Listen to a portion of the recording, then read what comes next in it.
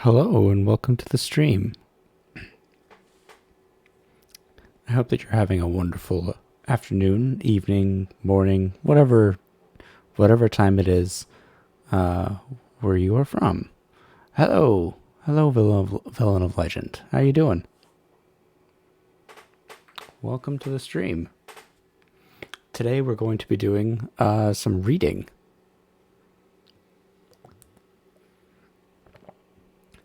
Hello, Dinah. How's it going? Thank you for the first time chat.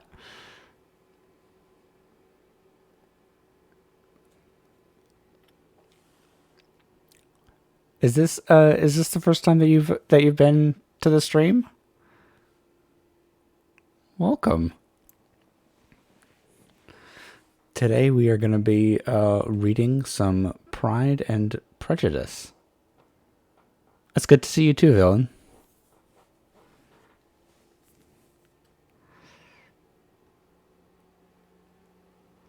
Yeah, some calm reading is always welcome.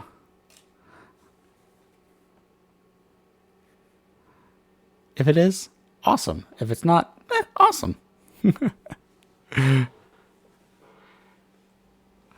Either way, it doesn't matter. You are most welcome here. So yeah, I was talking to my mod Jonas earlier about the new hold on. Okay, that's not never mind. I was hearing things. Which is always a good sign for your streamer. I was talking to my mod about the new, or well, relatively new-ish version of the Fantasy Star Online game. The relatively new free-to-play MMO, and we're gonna play some of that together, and I feel like that also could be a good game for me to play on stream. So I'm probably going to do that in the future. I just need to download the game, and then I will be able to play it. And when I'm not being totally addicted to Kingdoms of Amalur and also reading. But yeah, I before I start reading, I also want to say just again how thankful I am for all of you guys that you come and hang out with me as I do silly things like read on stream for strangers, and also just that we hit we are just a bit over 300 subscribers, I think, or not subscribers, followers on Twitch, which is amazing. And we're only getting started. So I hope that there's many more years of us hanging out together. So yeah, there's that. Okay. Before I get too overly emotional, I guess I will start reading. Gotta get the mood music up. There you go. Okay. So, let's begin. Last time on Pride and Prejudice, Elizabeth Bennet was very prejudiced against Darcy after Mr. Collins told her that no, not Mr. Collins, sorry. Mr. Wickham told her that Mr. Darcy, who Elizabeth already did not like because he's arrogant, stole Mr. Wickham's allowance or inheritance that he would have gotten from Darcy's father, because, in his words, Darcy just never liked him and held a grudge against him. And Elizabeth confronted Darcy about that, and he basically told her that she can think of him what she will, and didn't confirm or deny anything. So Darcy's a bit of a butt. Okay, let's begin.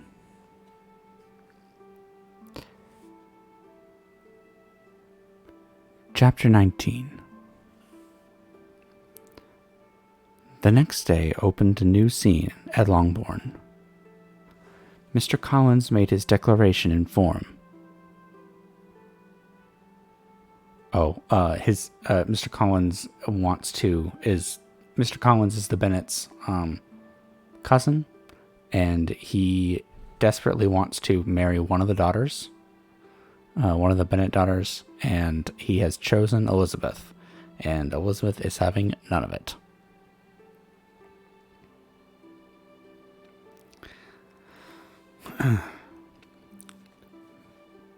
Mr. Collins made his declaration in form. Having resolved to do it without loss of time, as his leave of absence extended only to the following Saturday, and having no feelings of diffidence to make it distressing to himself even at the moment, he set about it in a very orderly manner, with all the observances which he supposed a regular part of the business. On finding Mrs. Bennet, Elizabeth, and one of the younger girls together, soon after breakfast, he addressed the mother in these words. May I hope, madam, for your interest with your fair daughter Elizabeth, when I solicit for the honour of a private audience with her in the course of this morning? Before Elizabeth had time for anything but a blush of surprise, Mrs. Bennet instantly answered, "Oh dear, yes, certainly. I am sure Lizzie will be very happy. I am sure she can have no objection. Come, Kitty, I want you upstairs." And gathering her work together, she was hastening away when Elizabeth called out, "Dear ma'am, do not go. I beg you will not go. Mr. Collins must excuse me. He can have nothing to say to me that anybody need not hear. I am going away myself." No, nonsense, Lizzie. I desire you will stay where you are. And upon Elizabeth seeming really with vexed and embarrassed looks, about to escape, she added, "Lizzie, I insist upon your staying and hearing Mr. Collins." Elizabeth would not oppose such an ejection, at a moment's consideration making her also sensible that it would be wisest to get it over as soon and as quietly as possible. She sat down again, and tried to conceal by incessant employment the feelings that were divided between distress and diversion. Mrs. Bennet and Kitty walked off, and as soon as they were gone, Mr. Collins began. "Believe me, my dear Miss Elizabeth, that your modesty, so far from doing you any disservice, rather adds to your other perfections. You would have been less amiable in my eyes had there not been this little unwillingness. But allow me to assure you that I have your respected mother's permission for this address. You can hardly doubt the purport of my discourse. However, your natural delicacy may lead you to dissemble. My attentions have been too marked to be mistaken. Also, as soon as I entered this house, I singled you out as the companion of my future life. But before I am run away with, by my feelings on the subject, perhaps it will be advisable for me to state my reasons for marrying, and moreover, for coming into Hertfordshire with the design of selecting a wife, as I certainly did. The idea of Mr. Collins, with all his solemn composure, being run away with by his feelings, made Elizabeth so near laughing that she could not use the short pause he allowed in any attempt to stop him farther, and he continued, "My reasons for marrying are, first, that I think it a right thing for every clergyman in easy circumstances, like myself, to set the example of matrimony in his parish. Secondly, that I am convinced it will add very greatly to my happiness. And thirdly, which perhaps I ought to have mentioned earlier, that it is the particular advice and recommendation of the very noble lady whom I have the honor of calling patroness. Twice has she condescended to give me her opinion, unasked to, on this subject, and it was but the very Saturday night before I left Hunsford, between our pools at quadrille, while Mrs. Jenkinson was arranging Miss Dubourg's footstool, that she said, 'Mr. Collins, you must marry. A clergyman like you must marry. Choose properly, choose a gentlewoman for my sake, and for your own. Let her be an active, useful sort of person, not brought up high, but able to make a small income go a good way. This is my advice. Find such a woman as soon as you can. Bring her to Hunsford, and I will visit her. Allow me, by the way, to observe, my fair cousin, that I do not reckon the notice and the kindness of Lady Catherine de Bourgh as among the least of the advantages in my power to offer. You will find her manners beyond anything I can describe, and your wit and vivacity, I think, must be acceptable to her, especially when tempered with the silence and respect with her rank will inevitably excite. Thus much for my general intention in favor of matrimony. It remains to be told why my views were directed to Longbourn instead of my own neighborhood, where I assure you there are many amiable young women. But the fact is that being, as I am, to inherit this estate after the death of your honored father, who, however may live many years longer, I could not satisfy myself without resolving to choose a wife from among his daughters, that the loss to them might be as little as possible when the melancholy event takes place, which, however, as I have said, may not be for several years. This has been my motive, my fair cousin, and I flatter myself it will not sink me in your esteem. And now nothing remains for me but to assure you, in the most animated language, of the violence of my affection, that to fortune I am perfectly indifferent, and shall make no demand of that nature on your father, since I am well aware that it could not be complied with, and the £1,000 in the 4%, which will not be yours till after your mother's deceased, is all that you may ever be entitled to. On that head, therefore, I shall be uniformly silent, and you may assure yourself that no ungenerous reproach shall ever pass my lips when we are married."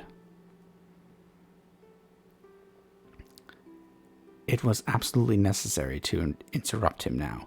By the way, is that not the most obviously romantic proposal that has ever been said uh, in the course of human history. I want to marry you because it will make me happy, and my boss said I had to.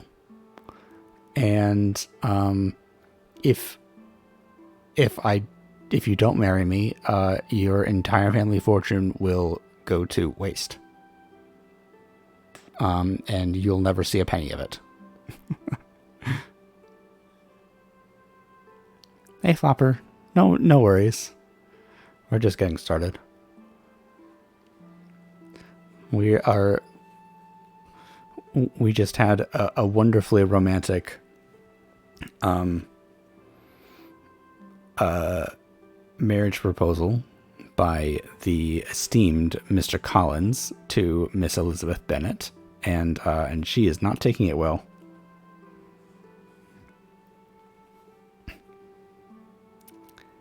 Also, what is with all these characters and trying to marry their cousins? It just, I know it was a thing back then, but like, really, come on. There are so many people in the world, and you choose to try and marry someone that you're blood related to. Ugh. Okay.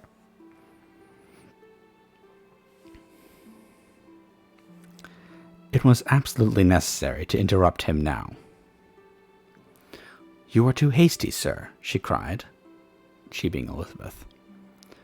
You forgot that I have made no answer. Let me do it without further loss of time. Accept my thanks for the compliment you are paying me.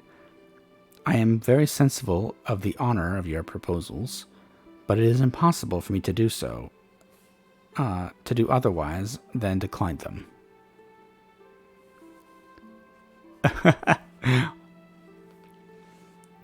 We're not in West Virginia, Jonas. We're in Alabama. Roll Tide.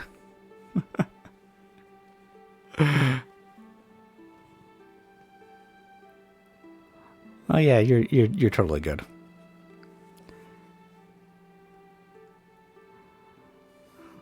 Now I kind of want to read Mr. Collins in a deep southern drawl. But that would be rude.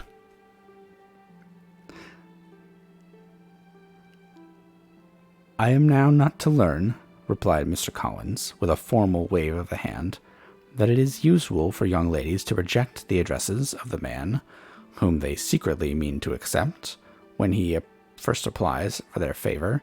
Remember, ladies, no means yes. Ugh.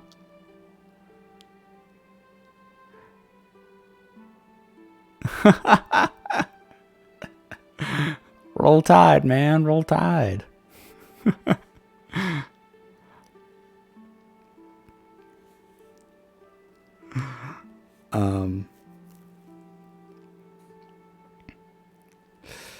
Yeah. And that sometimes the refusal is repeated a second or even a third time. I am therefore by no means discouraged by what you have just said, and shall hope to lead you to the altar ere long. Upon my word, sir, cried Elizabeth, your hope is rather an extraordinary one after my declaration. I do assure you that I am not one of those young ladies, if such young ladies there are, who are so daring as to risk their happiness on the chance of being asked a second time. I am perfectly serious in my refusal. You could not make me happy, and I am convinced that I am the last woman in the world who would make you so. Nay, were your friend Lady Catherine to know me, I am persuaded that she would find me in every respect ill qualified for that situation. Burn. Were it certain that Lady Catherine would think so, said Mr. Collins very gravely, but I cannot imagine that her ladyship would at all disapprove of you. And you may be certain that I have the honor of seeing that when I have the honor of seeing her again, I shall speak in the highest terms of your modesty, economy, and other amiable qualifications. He's treating this marriage proposal like a job interview, and like I understand that the whole courting process was very different back in Jane Austen's era, but like, good lord, how unromantic can you possibly be? You know, like, I love Collins as a character. He's so awkward and so like socially inept, and it's amazing.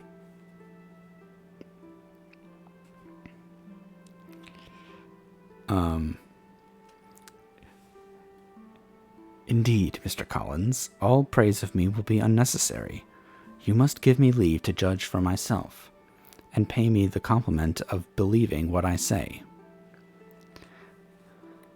I wish you very happy and very rich,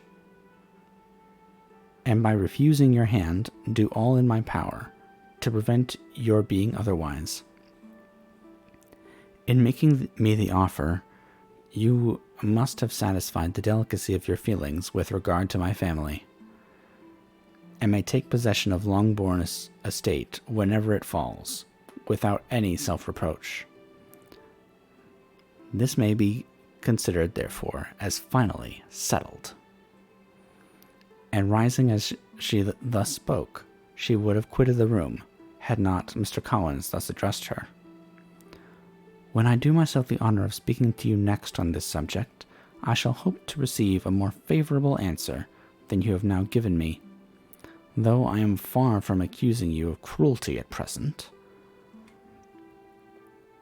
because I know it to be the established custom of your sex to reject a man on the first application, and perhaps you have even now said as much to encourage my suit, as would be consistent with the true delicacy of the female character. All right.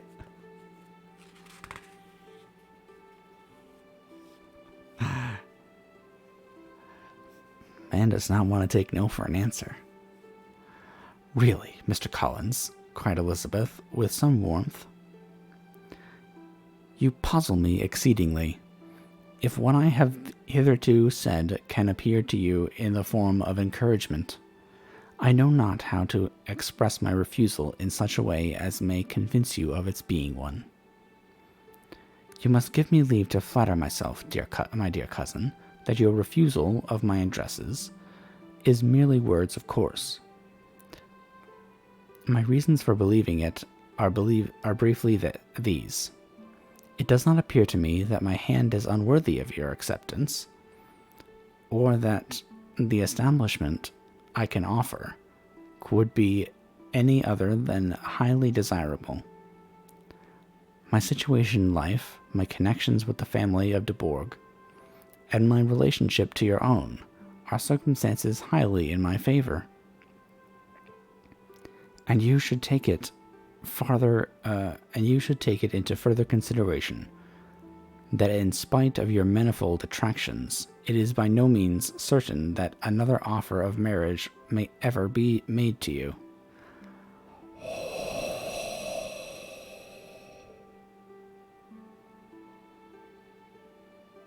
Chat, we angry now.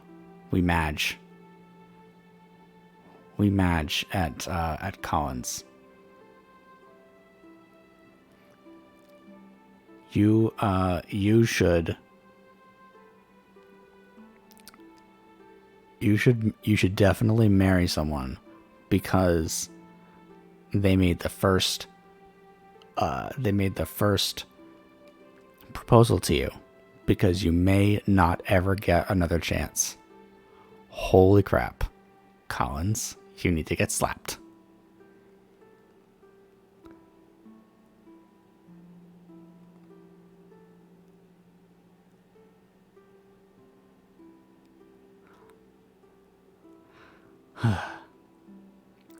And he keeps going.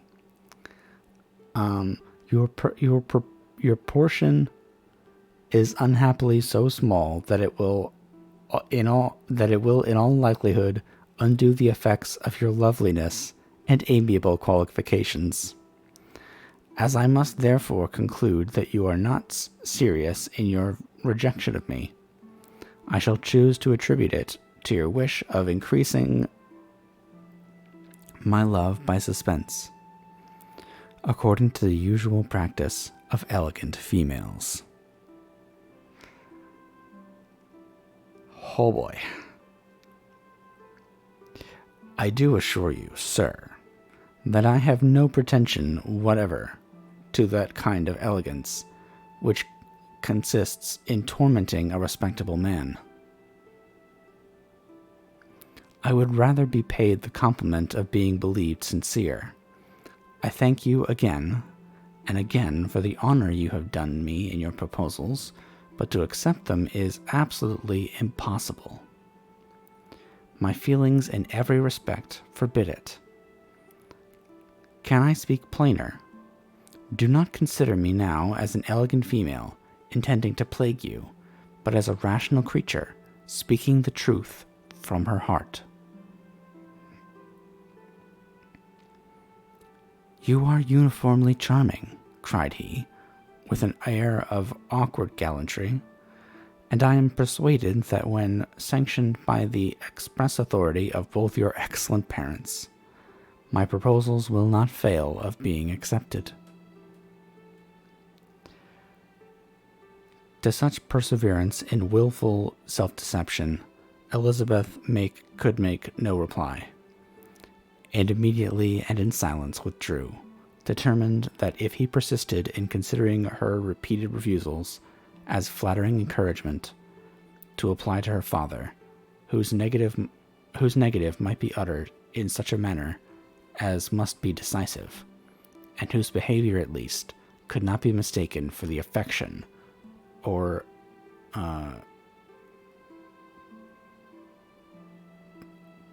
coquetry of an elegant female. Oh boy.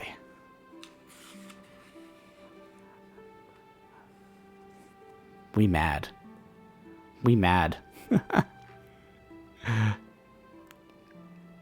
Oh yeah, chapter 18 Fire and Ice, yeah. Yeah. It's good luck on reading that.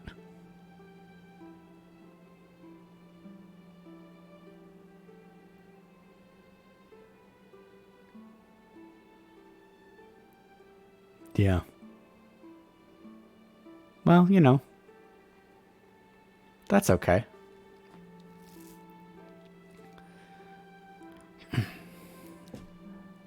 Chapter 20. Mr. Collins was not left long to the silent contemplation of his successful love, for Mrs. Bennet, having dawdled about in the vestibule to watch for the end of the conference, no sooner saw Elizabeth open the door, and with quick step pass her towards the staircase. Then she entered the breakfast room and congratulated both him and herself in warm terms on the happy prospect of their nearer connection. Mr. Collins received and returned these felicitations with equal pleasure, and then proceeded to relate the particulars of their interview, with the result of which he trusted he had every reason to be satisfied, since the refusal which his cousin had steadfastly given him would naturally flow from her bashful modesty and the genuine delicacy of her character. Yup, that's definitely what it was. Yep.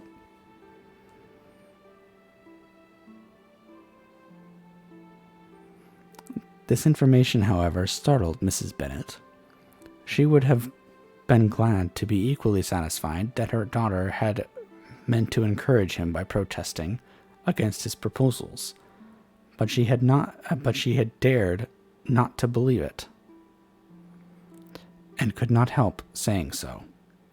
But depend upon it, Mr. Collins, she added, that Lizzie shall be brought to reason. I will speak to her about it myself directly. She is very headstrong. She is a very headstrong, foolish girl, and does not know her own interest, but I will make her know it. Pardon me for interrupting you, madam, cried Mr. Collins, but if she is really headstrong and foolish, I know not whether she would altogether be a very desirable wife to a man in my situation, who naturally looks for happiness in the marriage state. If, therefore, she actually persists in rejecting my suit, perhaps it were better not to force her into accepting me, because if liable to such defects of temper, she could not contribute much to my felicity. Okay.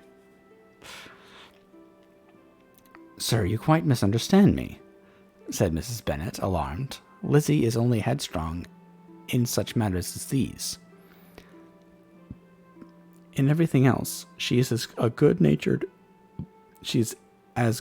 a girl as ever lived. I will go directly to Mr. Bennet, and we shall very soon settle it with her, I am sure.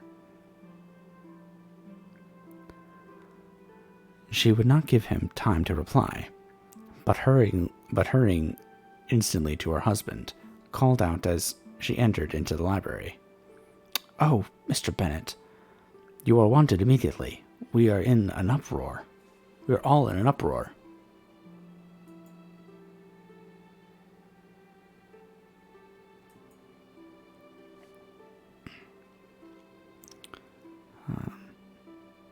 You must come and make Lizzie marry Mr. Collins, for she vows she will not have him. And if you do not make haste, he will change his mind and not have her. Mr. Bennet raised his eyes from his book as she entered, and fixed them on her face with such a calm unconcern which was not in the least altered by her communication. "I have not the pleasure of understanding you," said he, when she had finished her speech. "Of what are you talking?" "Of Mr. Collins and Lizzie. Lizzie declares she will not have Mr. Collins, and Mr. Collins begins to say that he will not have Lizzie. And what am I to do on that occasion?" It seems a hopeless business." "Speak to Lizzie about it yourself. Tell her that you insist upon her marrying him." "Let her be called down. She shall hear my opinion." Mrs. Bennet rang the bell, and Miss Elizabeth was summoned to the library. "Come here, child," cried her father as she appeared. "I have sent for you on an affair of importance. I understand that Mr. Collins has made you an offer of marriage. Is that true?" Elizabeth replied that it was. "Very well, and this offer of marriage you have refused?" "I have, sir." "Very well. We now come to the point. Your mother insists upon you accepting it. Is not it so, Mrs. Bennet?" "Yes, or I will never see her again."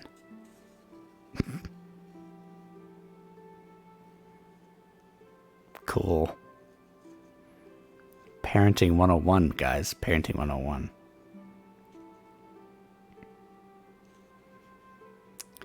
Mrs. Bennet is a very manipulative mother. An unhappy alternative is before you, Elizabeth. From this day you must be a stranger to one of your parents. Your mother will never see you again if you do not marry Mr. Collins, and I will never see you again if you do.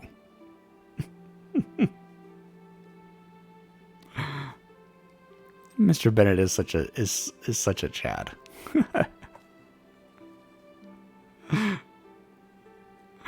we love Mr. Bennet. We love Mr. Bennet so much.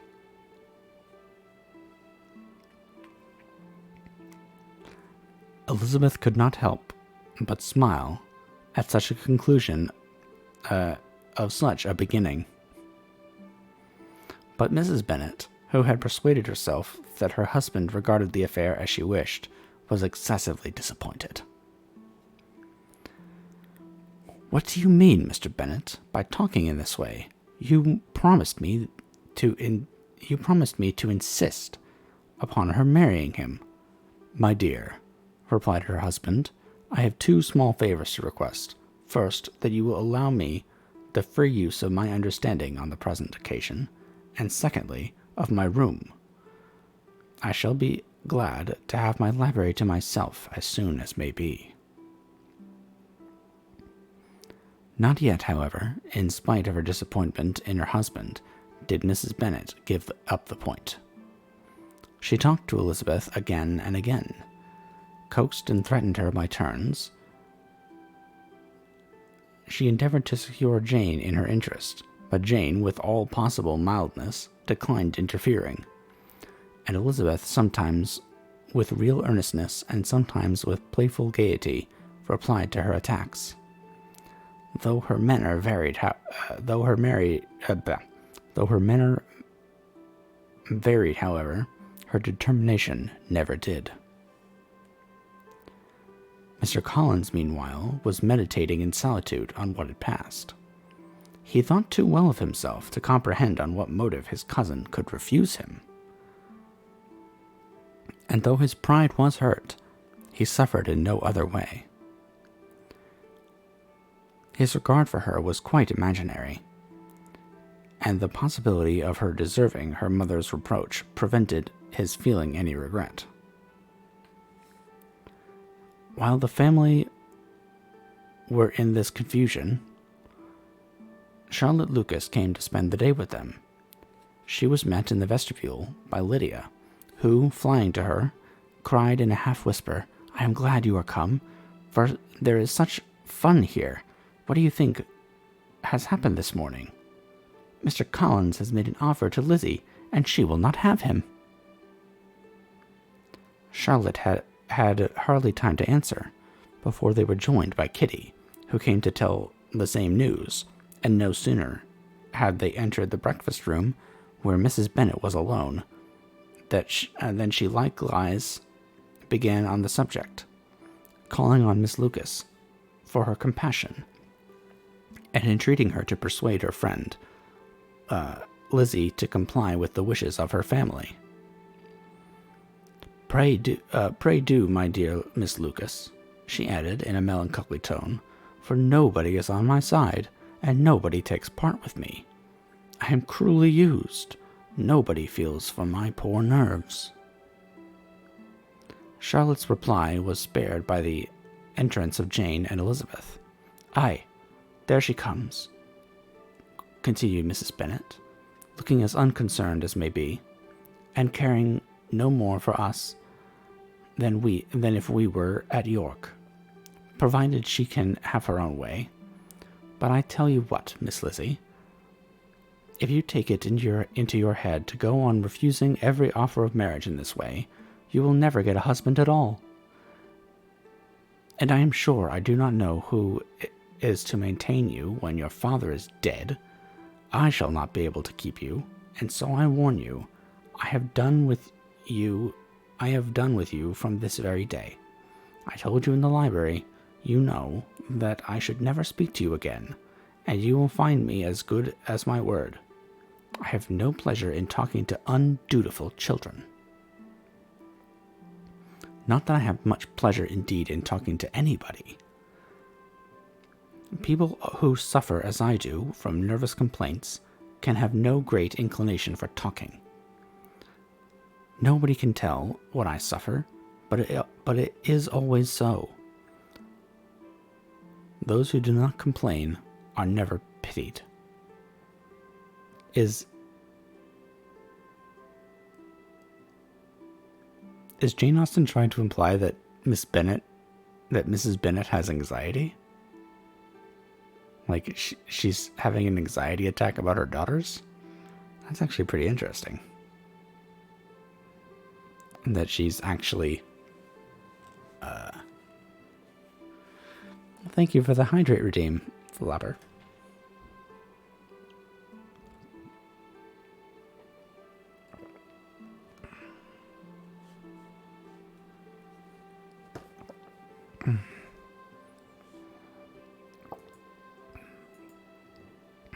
Let me... okay. Cool.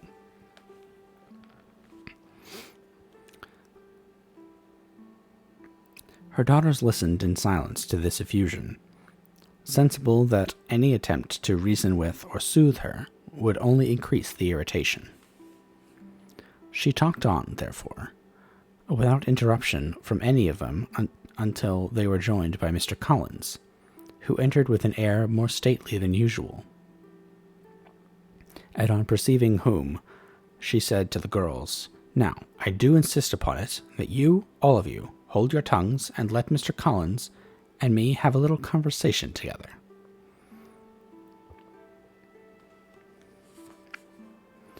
Lizzie passed quietly out of the room. Jane and Kitty followed, but Lydia stood her ground, determined to hear all she could, and Charlotte, detained first by the civility of Mr. Collins, whose inquiries after herself and all her family were very minute, and then by a little curiosity, satisfied herself with walking to the window and pretending not to hear. In a doleful voice, Mrs. Bennet thus began the projected conversation. "Oh, Mr. Collins!" "My dear madam," replied he, "let us forever be silent on this point. Far be it from me."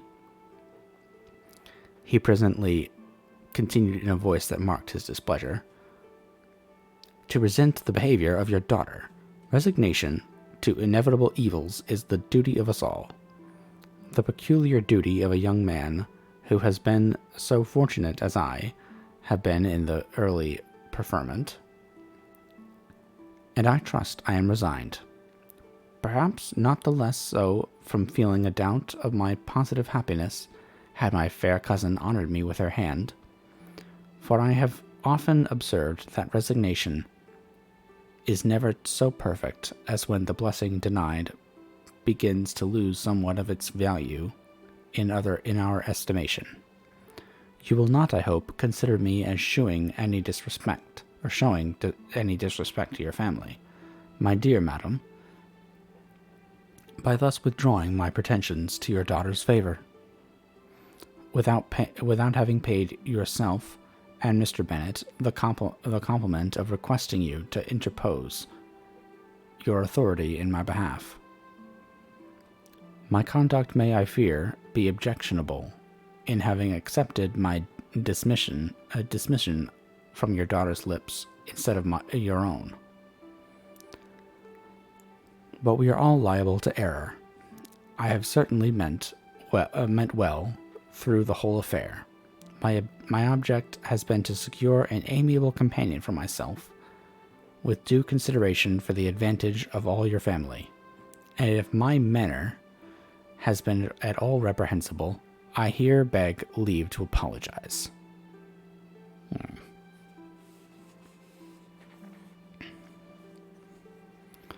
Chapter 21. The discussion of Mr. Collins's offer was now nearly at an end, and Elizabeth had only to suffer from the uncomfortable feelings necessarily attending it, and occasionally from some peevish allusion of her mother.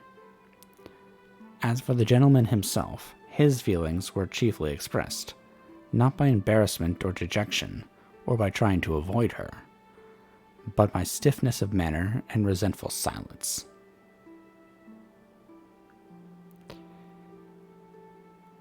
He scarcely ever spoke to her, and the assiduous attentions which he had been so sensible of himself were transformed for the rest of the day to Miss Lucas, whose civility in listening to him was a seasonable relief to them all, and especially to her friend.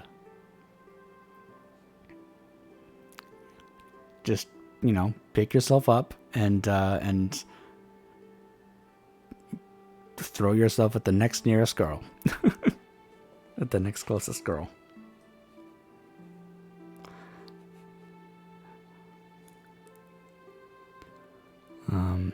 The morrow produced no abatement of Mrs. Bennet's ill humor or ill health. Mr. Collins was also in the same state of angry pride.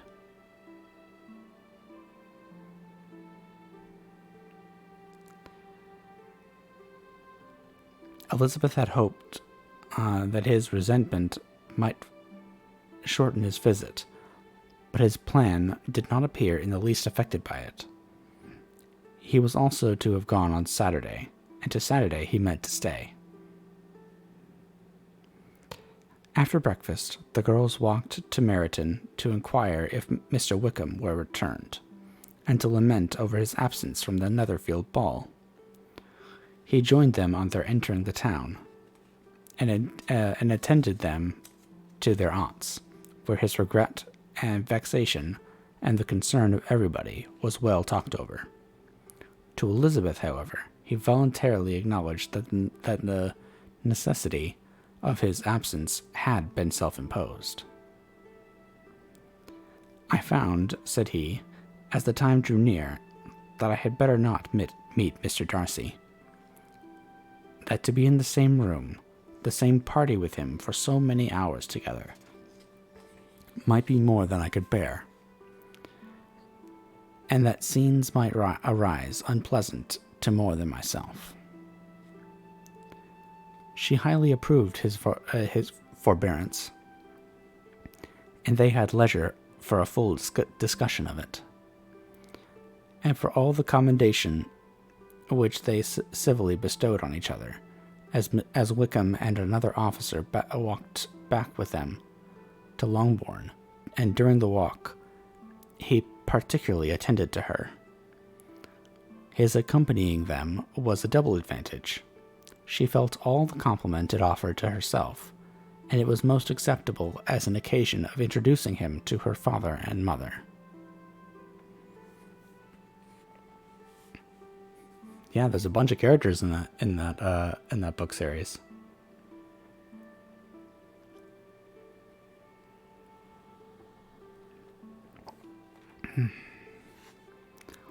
Soon after their return, a letter was delivered to Miss Bennet. It came from Netherfield, and was opened immediately. The envelope contained a sheet of elegant little hot-pressed paper, well covered with a lady's fair, flowing hand. And Elizabeth saw her sister's countenance change as she read it, and saw her dwelling intently on particular passages. Jane recollected herself soon, and putting the letter away, tried to join with her usual cheerfulness in the general conversation. But Elizabeth felt an anxiety on the subject, which drew off her attention even from Wickham. And no sooner had he and his companions taken leave, than a glance from Jane invited her to follow her upstairs. When they had gained their own room, Jane, taking out the letter, said, "This is from Caroline Bingley. What it contains has surprised me a good deal. The whole party have left Netherfield by this time and are on their way to town, and without any information or intention of coming back again. You shall hear what she says." She then read the first sentence aloud, which comprised the information of their having just resolved to follow their brother to town directly, and of their meaning to dine that day in Grosvenor Street, where Mr. Hurst had a house. The next was in these words: "I do not pretend to regret anything I shall leave in Hertfordshire, except your society, my dearest friend. But we will hope at some at some future period, to enjoy many returns of the delightful intercourse we have known, and in the meanwhile may lessen the pain of our separation by a very frequent and most unreserved correspondence. I depend on you for that." To these high-flown expressions, Elizabeth listened with all the insensibility of distrust, and though the suddenness of their removal surprised her, she saw nothing in it really to lament. It was not to be supposed that their absence from Netherfield would prevent Mr. Bingley's being there, and as to the loss of their society, she was persuaded that Jane must soon cease to regard it in the enjoyment of his.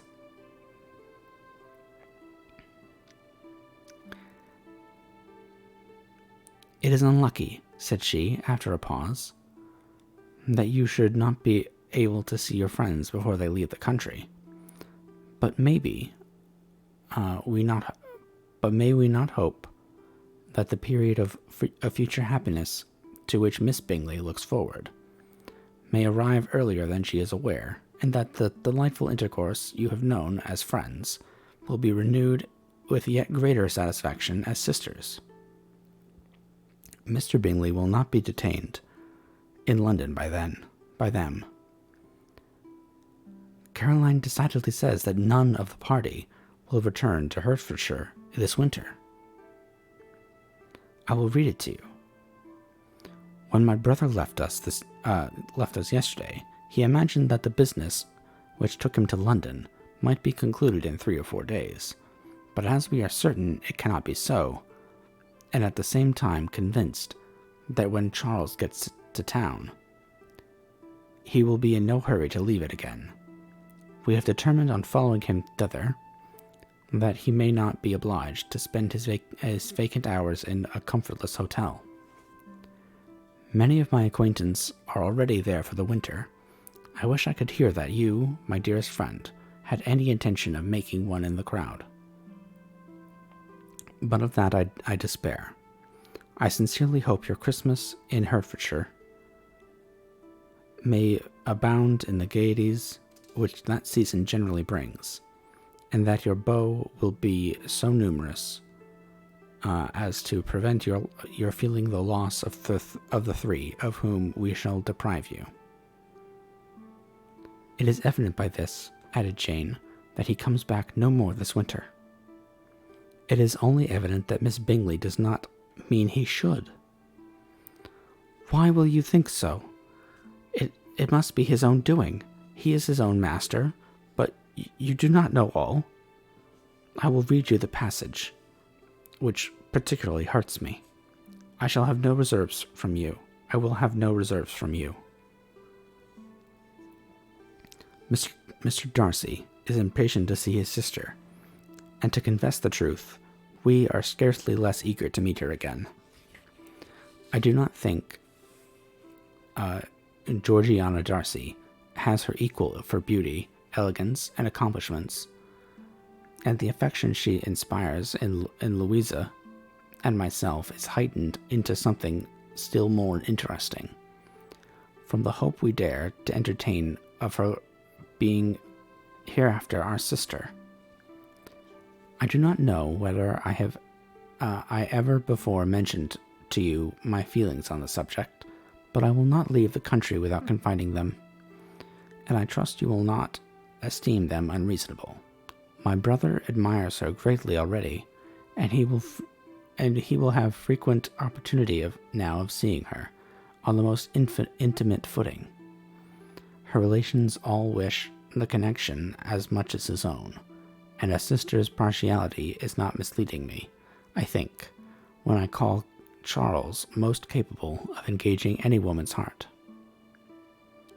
With all these circumstances to favor an attachment, and nothing to prevent it, am I wrong, my dearest Jane, in indulging the hope of an event which will secure the happiness of so many? What think you of this sentence, my dear Lizzie? Said Jane as she finished it. Is it not clear enough? Does it not expressly declare that Caroline neither expects nor wishes me to be her sister, and that she is perfectly convinced of her brother's indifference, and that if she suspects the nature of my feelings for him, she means most kindly to put me on my guard? Can there be any other opinion on this subject? Yes, there can, for mine is totally different. Will you hear it? Most willingly. You shall have it in few words. Miss Bingley sees that her brother is in love with you, and wants him to marry Miss Darcy. She follows him to town in the hope of keeping him there, and tries to persuade you that he does not care about you. Jane shook her head. Indeed, Jane, you ought to believe me. No one who has ever seen you together can doubt his affection. Miss Bingley, I am sure, cannot. She is not such a simpleton. Could she have seen half as much love in Mr. Darcy for herself, she would have ordered her wedding clothes. But the case is this. We are not rich enough, or grand enough for them, and she is the more anxious to get Miss Darcy for her brother, from the notion that when there has been one intermarriage, she may have less trouble in achieving a second. In which there is certainly some ingenuity, and I dare say it would succeed if Miss de Bourgh were out of the way. But my dearest Jane, you cannot seriously imagine that because Miss Bingley tells you her brother greatly admires Miss Darcy, he is in the smallest degree less sensible of your merit than when he took leave of you on Tuesday, or that it will be in her power to persuade him that instead of being in love with you, he is very much in love with her friend. If we thought alike of Miss Bingley, replied Jane, your representation of all this might make me quite easy. But I know the foundation is unjust. Caroline is incapable of willfully deceiving anyone, and all that I can hope in this case is that she is deceived herself. That is right. You could not have started a more happy idea, since you will not take comfort in mine. Believe her to be deceived by all means. You have now done your duty by her, and must fret no longer. But, my dear sister, can I be happy, even supposing the best, in accepting a man whose sisters and friends are all wishing him to marry elsewhere? You must decide for yourself, said Elizabeth. And if upon mature deliberation you find that the misery of disobliging his two sisters is more than equivalent to the happiness of being his wife, I advise you by all means to refuse him. How can you say so, or how can you talk so? Said Jane, faintly smiling. You must know that though I should be exceedingly grieved at their disapprobation, I could not hesitate. I did not think you would. And that being the case, I cannot consider your situation with much compassion. But if he returns no more this winter, my choice will never be required. 1,000 things may arise in 6 months. The idea of his returning no more, Elizabeth treated with the utmost contempt. It appeared to her merely the suggestion of Caroline's interested wishes, and she could not for a moment suppose that those wishes, however openly or artfully spoken, could influence a young man so totally independent of everyone. She represented to her sister as forcibly as possible what she felt on the subject, and soon the pleasure of seeing its happy effect.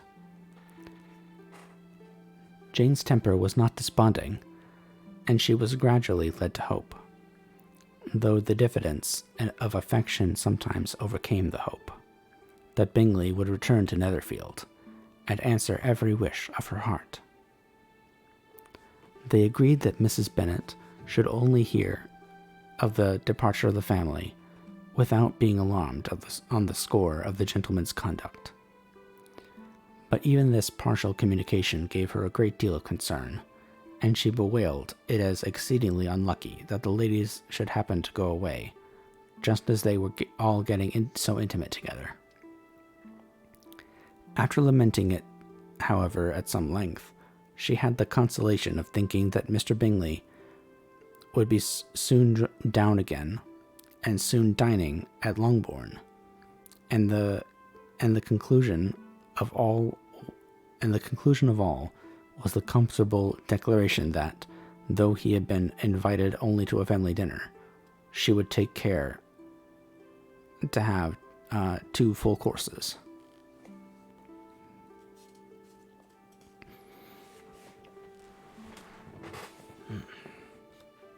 Chapter 22.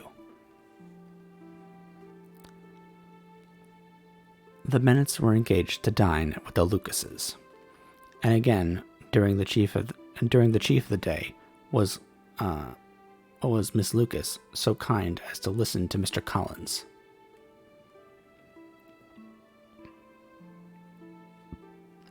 Elizabeth took an opportunity of thanking her.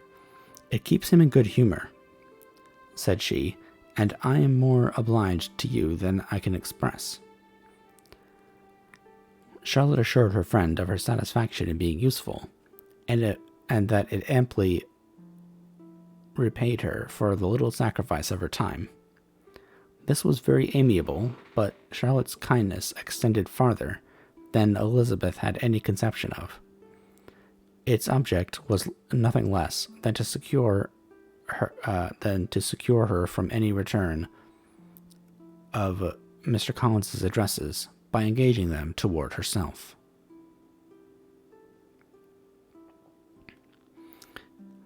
Charlotte's trying to get hitched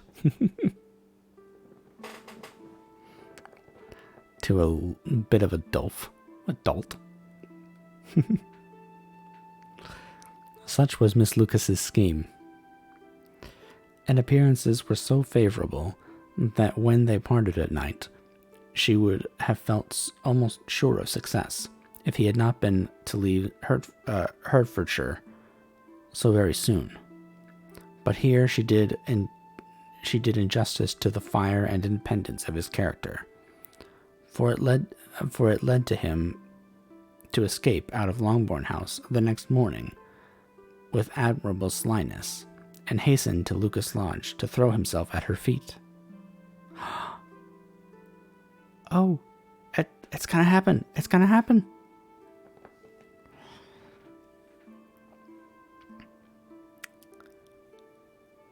He was anxious to avoid the notice of his cousins, from a conviction that if they saw him depart, they could not fail to conjecture his design, and he was not willing to have the attempt known till his success could be known likewise. For though feeling almost secure, and with reason, for Charlotte had been tolerably encouraging,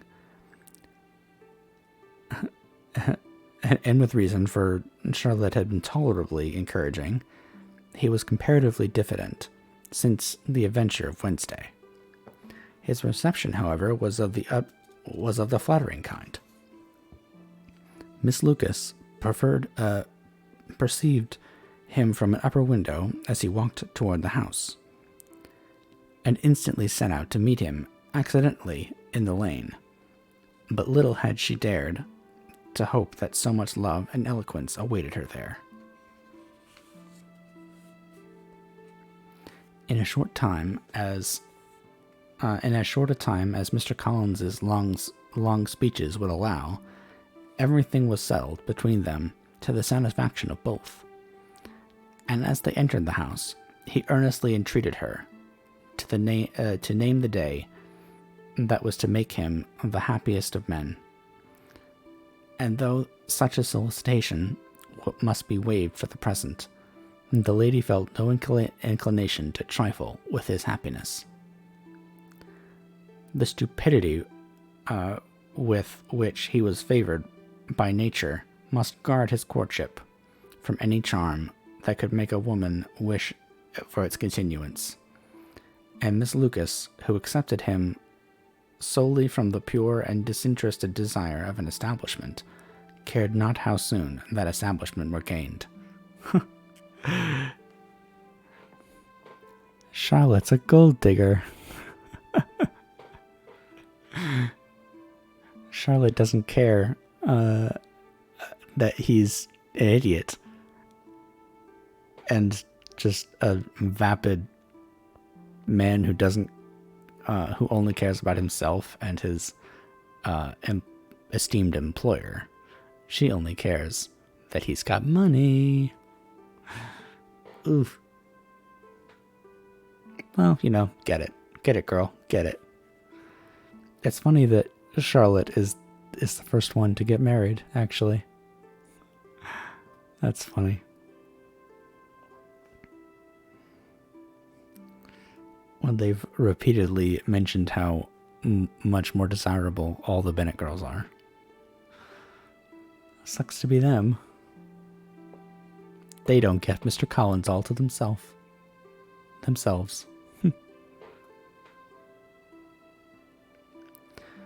Sir William and Lady Lucas were speedily applied to for their consent, and it was bestowed with a most joyful alacrity. Mr. Collins's present circumstances made it a most eligible match for their daughter, to whom they could give little fortune, and his prospects of future wealth were exceedingly fair. Lady Lucas began directly to calculate, with more interest than the matter had ever excited before, how many years longer Mr. Bennet was likely to live. Oof. Yep, that's awkward. Yep. Hey, Elizabeth, how many years do you think your dad's got left? 20, 30? I'll mark it on the calendar.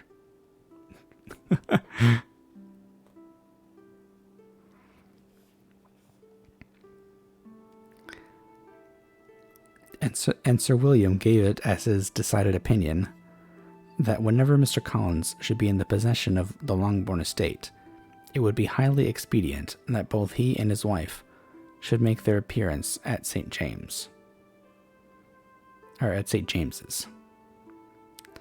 The whole family, in short, were properly overjoyed on the occasion.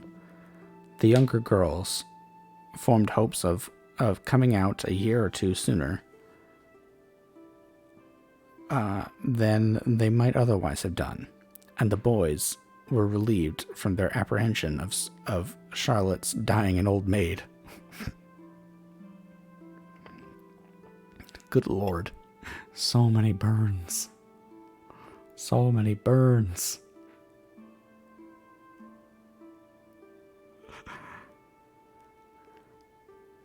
Charlotte herself was tolerably composed. She had gained her point and had time to consider it. Her reflections were in general satisfactory. Mr. Collins, to be sure, was neither sensible nor agreeable. His society was irksome, and his attachment to her must be imaginary. But still, he would be her husband. Without thinking highly either of men or of matrimony, marriage had always been her object. It was the only honorable provision for well-educated young women of small fortune, and however uncertain of giving happiness, must be their pleasantest preservative from want. This preservative she had now obtained at the age of 27. Without having ever been handsome, she felt all the good luck of it. The least agreeable circumstance in the business was the surprise it must occasion to Elizabeth Bennet, whose friendship she valued beyond that of any other person.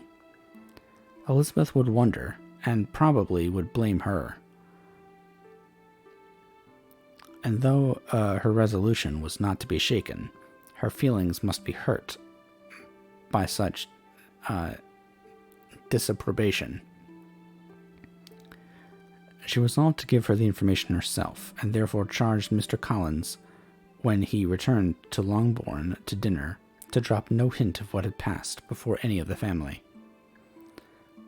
A promise of secrecy was, of course, very dutifully given, but it could not be kept without difficulty, for the curiosity excited by his long absence burst forth in such very direct questions on his return, as required such ingenious to evade.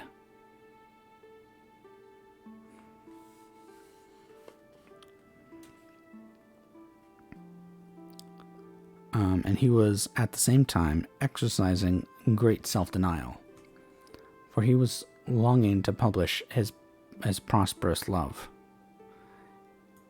The dude likes to talk. You're not gonna hold him back. Nope. As he was to begin his journey too early on the morrow to see any of the family, the ceremony of leave-taking was performed when the ladies moved for the night. Well, I'm glad, Flopper. I'm glad.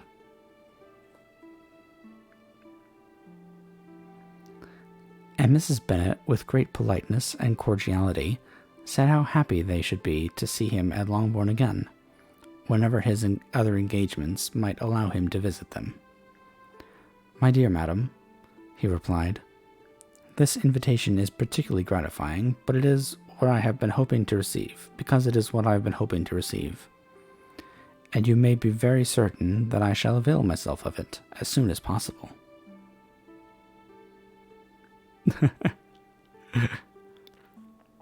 Are you trying to tell me that my voice is so soothing that you lost track of time? Perhaps my fey voice made you fall asleep. It's dangerous to fall asleep in the library, Flopper. It's very dangerous.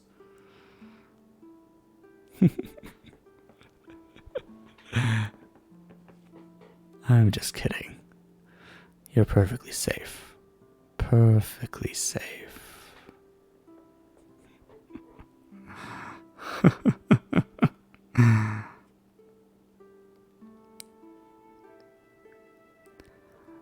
They were all astonished, and Mr. Bennet, who could by no means wish for so speedy a return, immediately said, But is there not danger of Lady Catherine's disapprobation here, my good sir? You had better neglect your relations than run the risk of offending your patroness. My dear sir, replied Mr. Collins, I am particularly obliged to you for this friendly caution, and you may depend upon my not taking so material a step without her ladyship's concurrence. You cannot be too much on your guard. Risk anything rather than her displeasure. And if you find it likely to be raised by your coming to us again, which I should think exceedingly probable, stay quietly at home, and be satisfied that we shall take no offense. Stay away from the house. We don't want you here. We don't want no Collinses.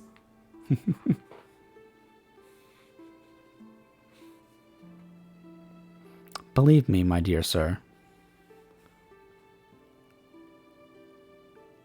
My gratitude is warmly excited. Excited. Ooh.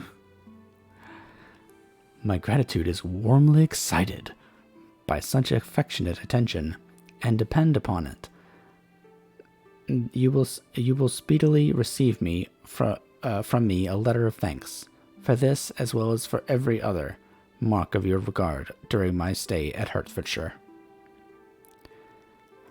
As for my fair cousins, though my absence may not be long enough to render it necessary, I shall now take the liberty of wishing them health and happiness, not excepting my cousin Elizabeth. That is definitely true. Social media is a good way to lose track of time.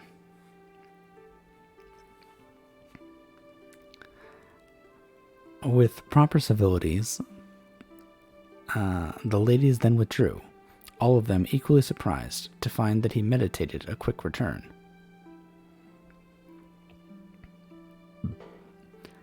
Mrs. Bennet wished to understand by it that he thought of paying his addresses to one of her younger girls, and Mary might have been prevailed on to accept him. She rated his abilities much higher than any of the others. There was a solidarity in his reflections which often struck her, and though by no means so clever as herself, she thought that if encouraged to read and improve himself by such an example as hers, he might become a very agreeable companion. But on the following morning, every hope of this kind was done away. Miss Lucas called soon after breakfast, and in a private conference with Elizabeth, related the event of the day before. The possibility of Mr. Collins's fancying himself in love with her friend had once occurred to Elizabeth within the last day or two, but that Charlotte would encourage him seemed almost as far from possibility as that she had encouraged him herself. And her astonishment was consequently so great as to overcome at first the bounds of decorum, and she could not help crying out, "Engaged to Mr. Collins? My dear Charlotte, impossible!" The steady countenance which Miss Lucas had commanded in telling her story gave way to a momentary confusion here on receiving so direct a reproach, though, as it was no more than she expected, she soon regained her composure, and calmly replied, "Why should you be surprised, my dear Eliza? Do you think it incredible that Mr. Collins should be able to procure any woman's good opinion, because he was not so happy as to succeed with you?" But Elizabeth had now recollected herself, and making a strong effort for it, was able to reassure her with tolerable firmness that the prospect of their relationship was highly grateful to her, and that she wished her all imaginable happiness. "I see what you are feeling," replied Charlotte. "You must be surprised, very much surprised, so lately as Mr. Collins was wishing to marry you. But when you have had time to think about it all over, I hope you will be satisfied with what I have done. I am not romantic, you know. I never was.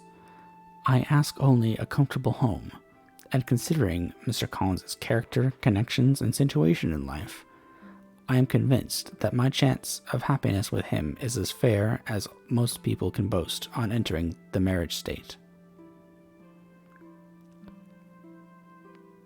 Elizabeth quietly answered, "Undoubtedly." And after an awkward pause, they returned to the rest of the family. Charlotte did not stay much longer, and Elizabeth was then left to reflect on what she had heard. It was a long time before she became at all reconciled to the idea of so unsuitable a match.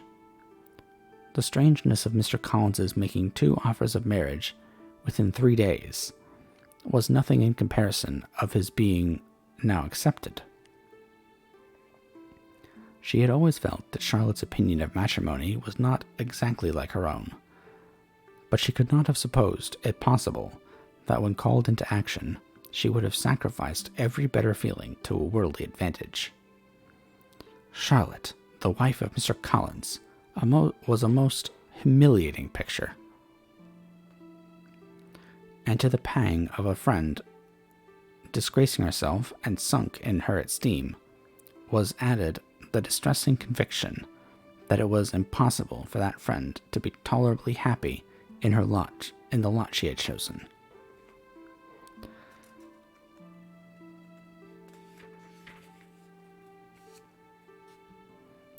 Elizabeth does not approve of Charlotte's actions at all.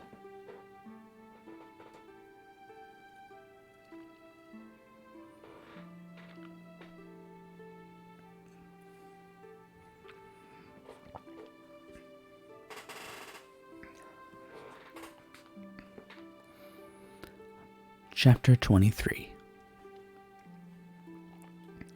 Elizabeth was sitting with her mother and sisters, reflecting on what she had heard, and doubting whether she were authorized to mention it, when Sir William Lucas himself entered, sent by his daughter to announce her engagement to the family.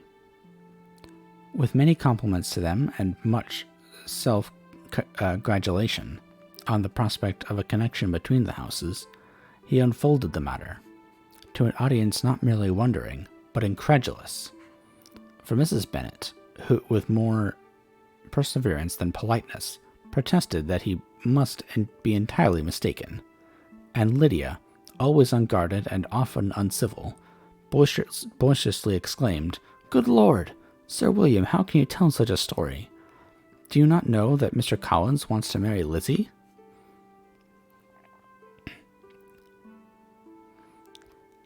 Nothing less than the complacence of a courtier could have borne without anger such treatment. But Sir William's good breeding carried him through it all, and though he begged leave to be positive as to the truth of his information, he listened to all their impertinence with the most forbearing courtesy. Elizabeth, feeling it incumbent on her to relieve him from so unpleasant a situation, now put herself forward to confirm his account, by mentioning her prior knowledge of it from Charlotte herself, and endeavored to put a stop to the exclamations of her mother and sisters, by the earnestness of her congratulations to Sir William, in which she was readily joined by Jane, and by making a variety of marks on the happiness that might be expected from the match, the excellent character of Mr. Collins, and the convenient distance of Hunsford from London.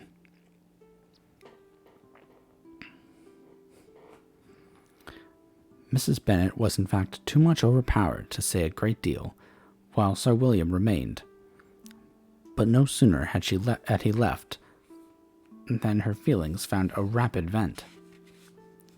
In the first place, she persisted in disbelieving the whole of the matter. Secondly, she was very sure that Mr. Collins had been taken in. Thirdly, she trusted that they would never be happy together. And fourthly, that the match might be broken off. Two interferences, however, were plainly deduced from the whole. One, that Elizabeth was the real cause of all the mischief, and the other, that she herself had been barbarously used by all of them. And on these 2 points she principally dwelt during the rest of the day. Nothing could console and nothing appease her. Nor did that day wear out her resentment. A week elapsed before she could see Elizabeth without scolding her. A month passed away before she could speak to Sir William or Lady Lucas without being rude. And many months were gone before she could at all forgive their daughter.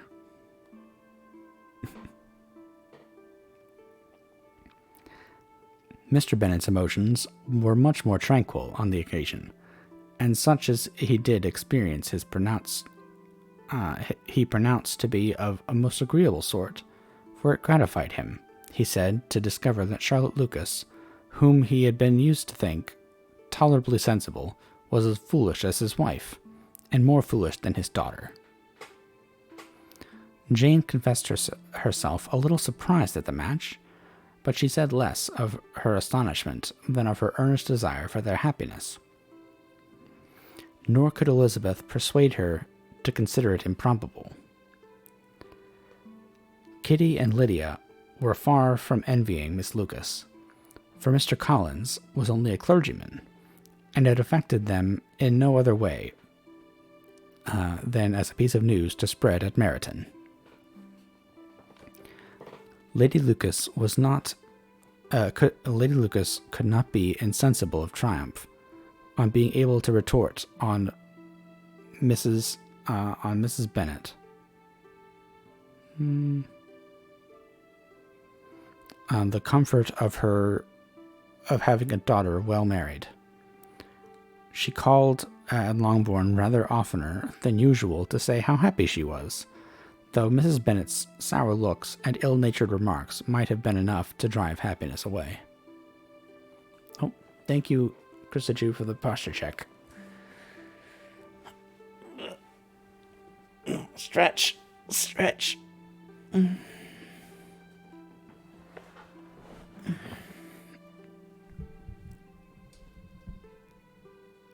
Take a drink. Hold on.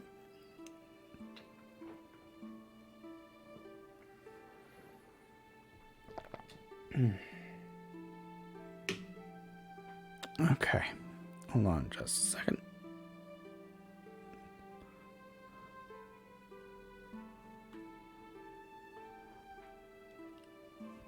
All right.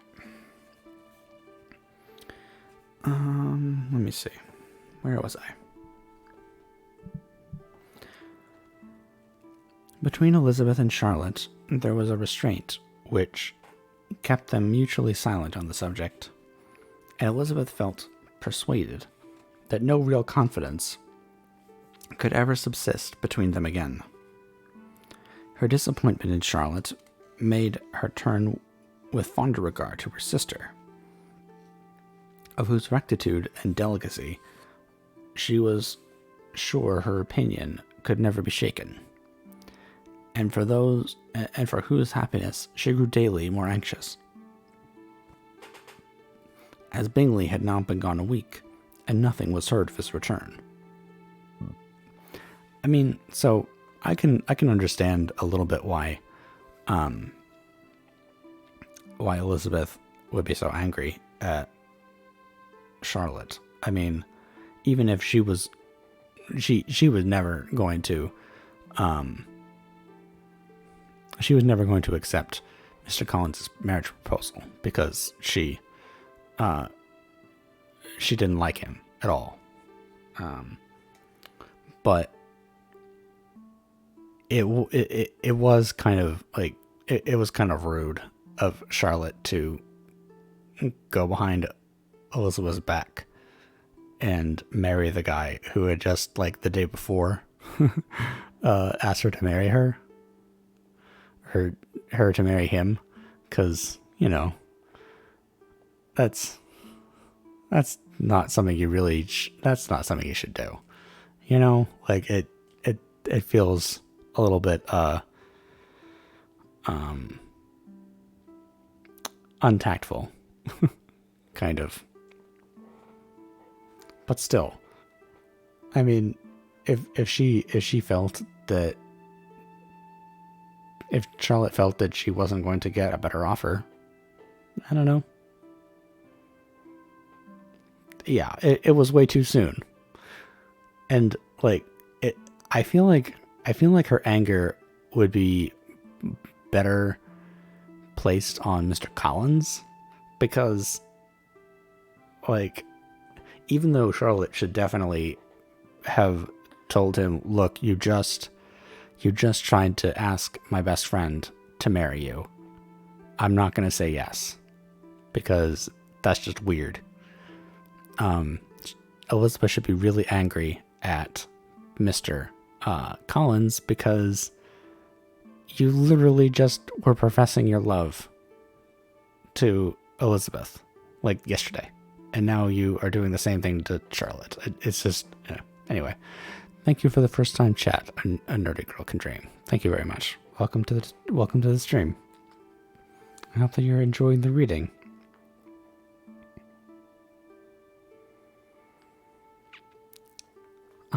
Jane had sent Caroline an early answer to her letter, and was counting the days till she might reasonably hope to hear again.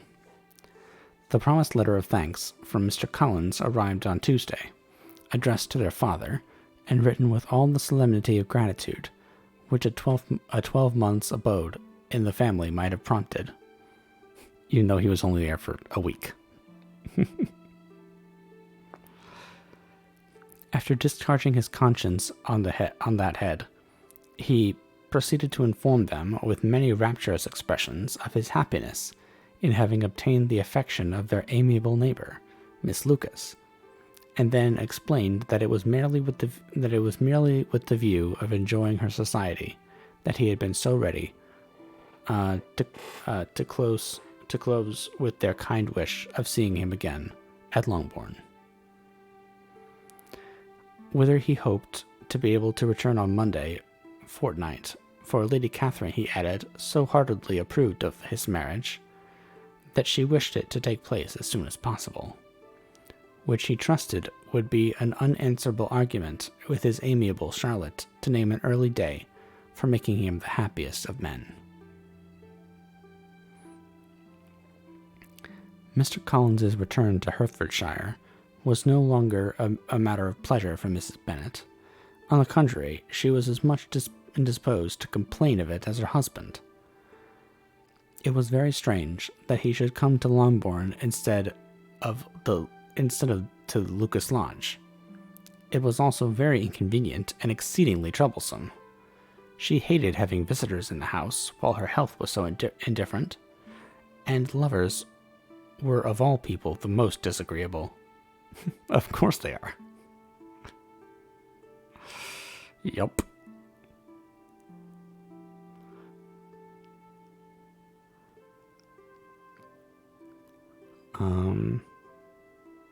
Such were the general murmurs of Mrs. Bennet. Such were the gentle murmurs of Mrs. Bennet, and they gave way to the general distress of Mr. Bingley's continued absence. Neither Jane nor Elizabeth were comfortable on the subject. Day after day passed away without bringing any other tidings of him than the report which shortly prevailed in Meryton of his coming no more to Netherfield the whole winter. A report which highly incensed Mrs. Bennet, and which she never failed to contradict as a most scandalous falsehood. Even Elizabeth began to fear, not that Bingley was indifferent, but that his sisters would be successful in keeping him away.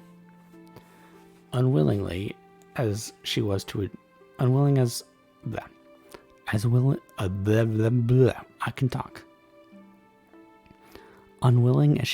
admit an idea so destructive to Jane's happiness, and so dishonorable to the stability of her lover,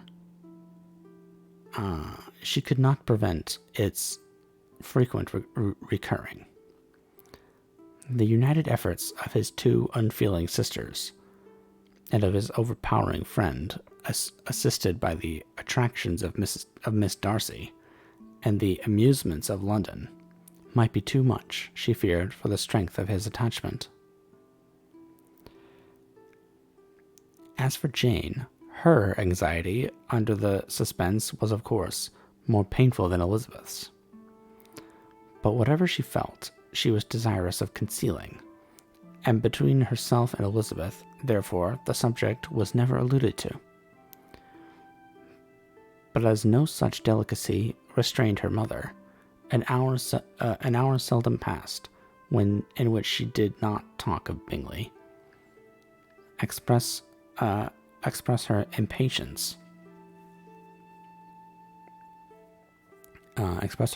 for his arrival, or even require Jane to confess that if he did not come back, she should think herself very ill-used. It needed all Jane's steady mildness to bear these attacks with tolerable tranquillity.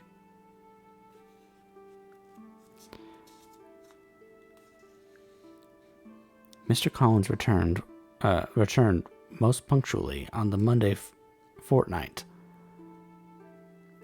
but his reception at Longbourn was not quite so gracious as it had been on his first introduction.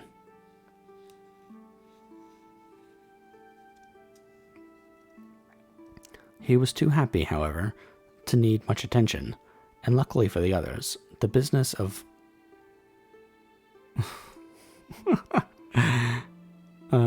okay. He was too happy, however, to need much attention, and luckily for the others, the business of love making relieved them from a great deal of his company.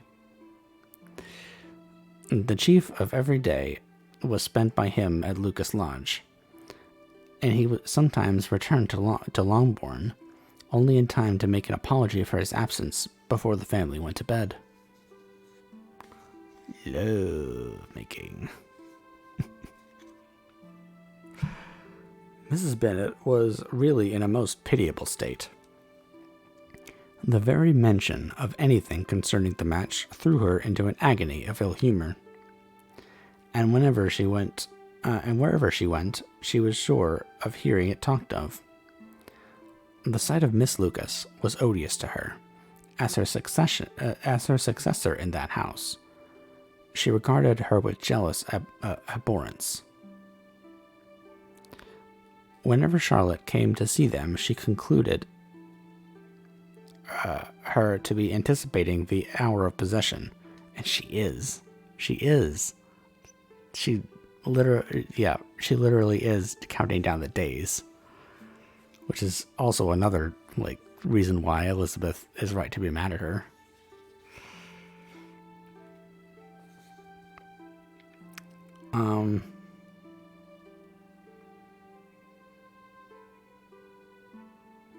And whenever she spoke in a low voice to Mr. Collins, was convinced that they were talking of the Longbourn estate, and resolving to turn herself and her daughters out of the house as soon as Mr. Bennet were dead. She complained bitterly of all this to her husband. "Indeed, Mr. Bennet," said she, "it is very hard to think that Charlotte Lucas should ever be mistress of this house. That I should be forced to make way for her, and live to see her take my place in it. My dear, do not give way to such gloomy thoughts. Let us hope for better things. Let us flatter ourselves that I may be the survivor."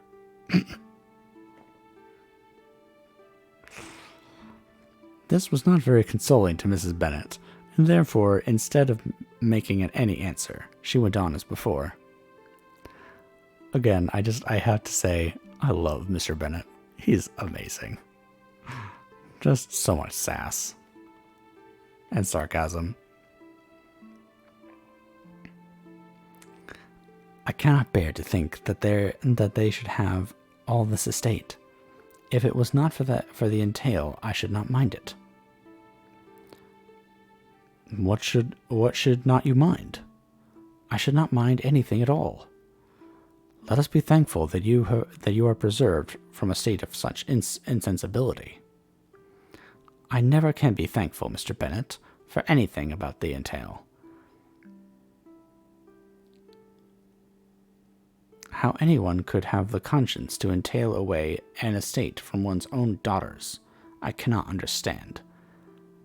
And all for the sake of Mr. Collins, too.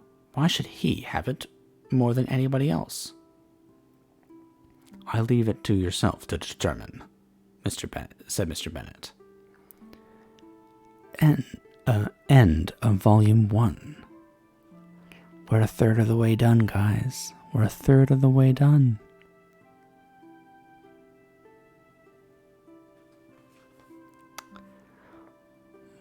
Volume 2.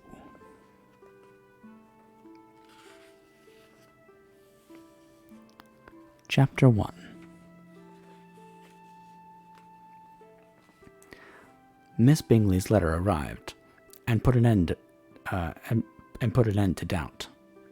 The very first sentence conveyed the assurance of their being all settled in London for the winter, and concluded with her brother's regret at not having had time to pay his respects to his friends in Hertfordshire before he left the country. Hope was over, entirely over, and when Jane could attend to the rest of the letter, she found little, except the professed affection of the writer, that could give her any comfort. Miss Darcy's praise occupied the chief of it. Her many attractions were again dwelt on, and Caroline boasted joyfully of their increasing intimacy, and ventured to predict the accomplishment of the wishes which had been unfolded in her former letter.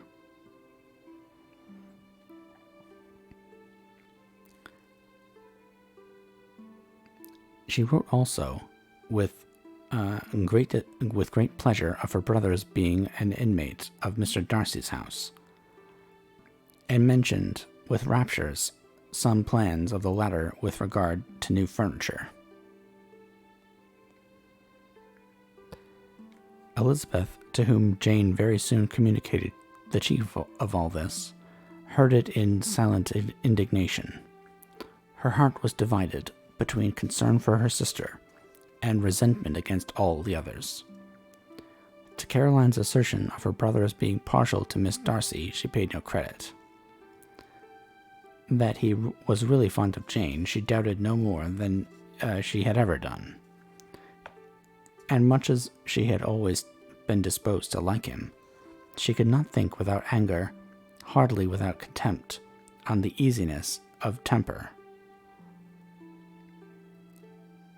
that want of proper resolution which now made him the slave of his designing friends, and led him to sacrifice his own happiness to the caprice of their inclinations.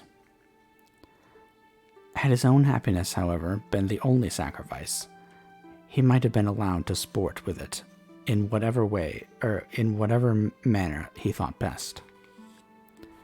But his sister's was involved in it,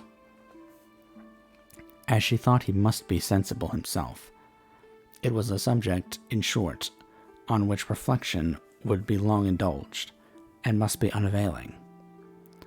She could think of nothing else, and yet, whether Bingley's regard had really died away, or were suppressed by his friend's interference, whether he had been aware of Jane's attachment, or whether it had escaped his observation, whichever were the case, though her opinion of him must be materially affected by the difference, her sister's situation remained the same, her peace equally wounded.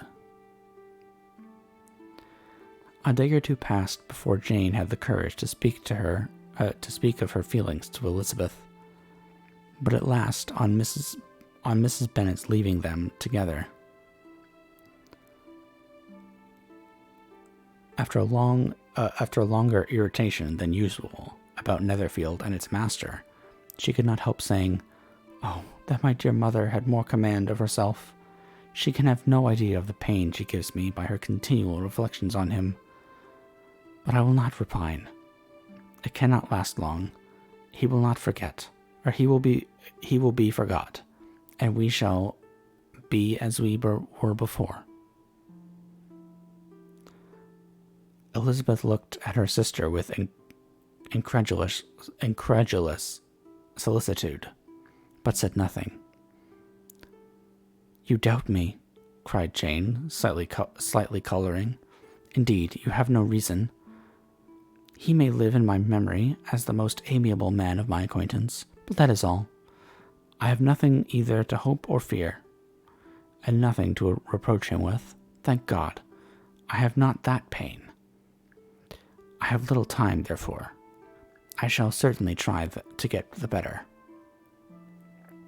Oh, poor Jane. She's so sad, and she's repressing her emotions. Sad.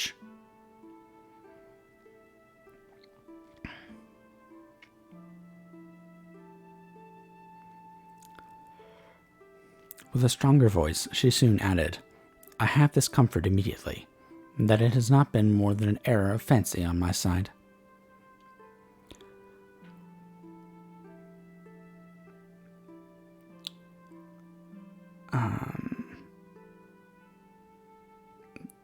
That it has not been more than an error of fancy on my side, and that it has done no harm to anyone but myself. "My dear Jane," exclaimed Elizabeth.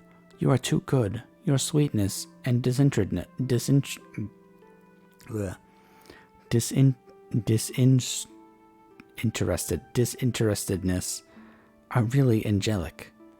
I do not know what to say to you. I feel as if I have never done you justice, or loved you as you deserve." Miss Bennet eagerly disclaimed all extraordinary merit, and threw back the praise on her sister's warm affection. "Nay," said Elizabeth, "that is not fair. You wish to think all the world respectable, and are hurt if I speak ill of anybody. I only want to think you perfect, and you set yourself against it. Do not be afraid of running into any excess,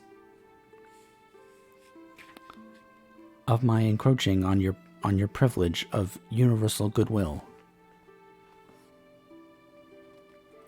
You need not.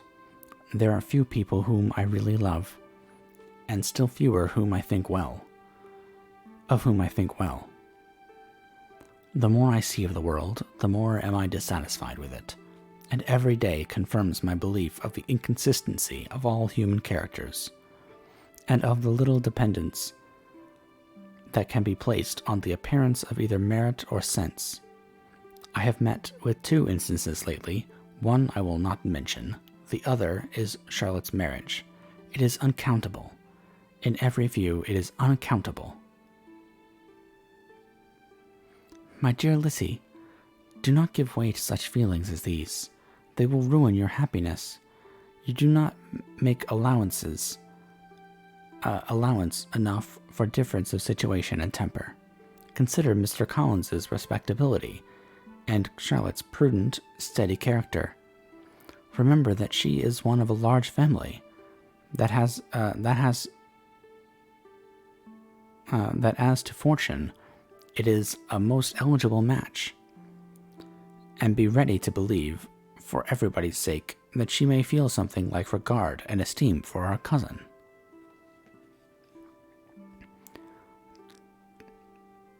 To oblige you, I would try to believe almost anything, but no one else can be benefited by such a belief as this. For were I persuaded that Charlotte had any regard for him, I should only think worse of her understanding than I now do of her. I should only think worse of her understanding than I do now of her heart. My dear Jane, Mr. Collins is a conceited, pompous, narrow-minded, silly man. You know he is, as well as I do, and you must feel, as well as I do, that the woman who marries him cannot have a proper way of thinking. You shall not defend her, though it is Charlotte Lucas. You shall not, for the sake of one individual, change the meaning of principle and integrity, nor endeavor to persuade yourself or me that selfishness is prudence, and insensibility of danger, security for happiness. Wow. Can we just take a moment to appreciate the brilliance of that paragraph? Holy crap. Jane Austen is amazing.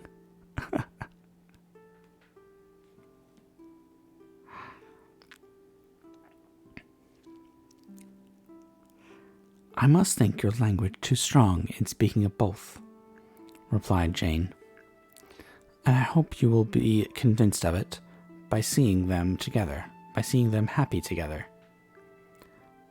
But enough of this. I want to highlight how both of those, like, Jane is going on. She's going to talk about her situation, but I want to just take a moment to dig deeper into the how Jane Austen is perfectly characterizing both these sisters in these two paragraphs. In the first paragraph, Elizabeth is intellectual, and she is ruthless in her takedown of Charlotte and what she sees as a basically a marriage for money and a selling out to a pompous, conceited, terrible man. And she is, dare I say, prejudiced against anyone who would decide that they were going to marry Mr. Collins because of who he is. And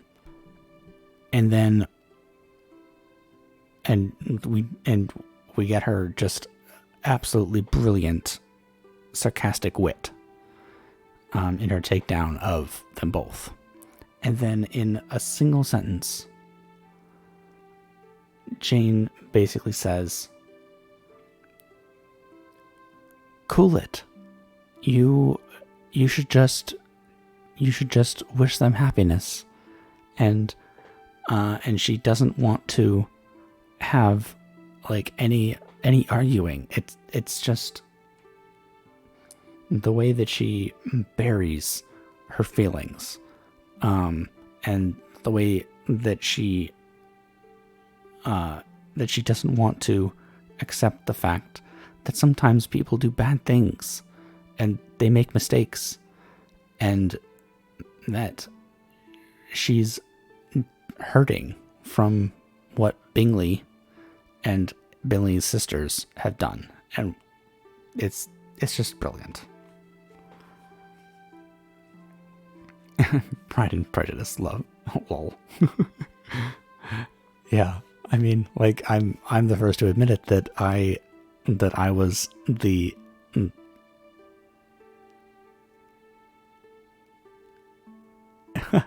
yeah. My sister doesn't even tell me her true feelings. Oh, I love. Yeah. Oh, it's so good. It's so good.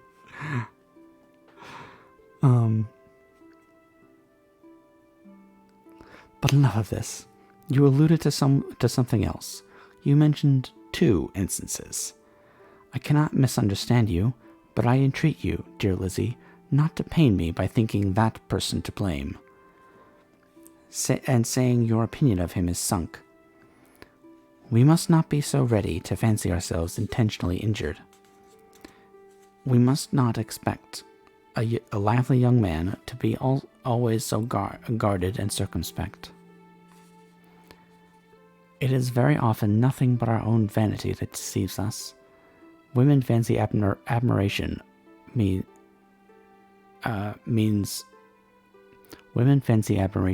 more than it does, and men take care that they should.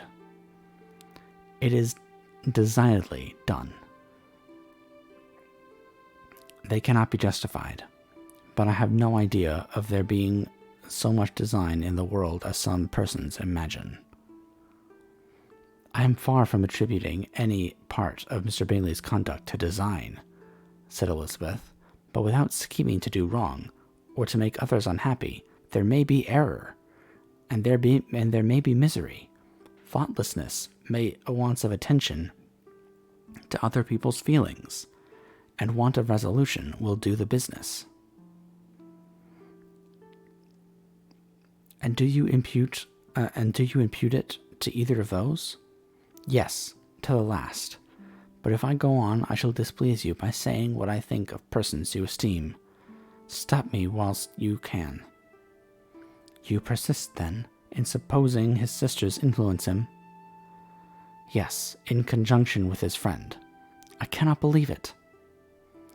Why should they try to influence him? They can only wish his happiness. And if he is attached to me, no other woman can secure it.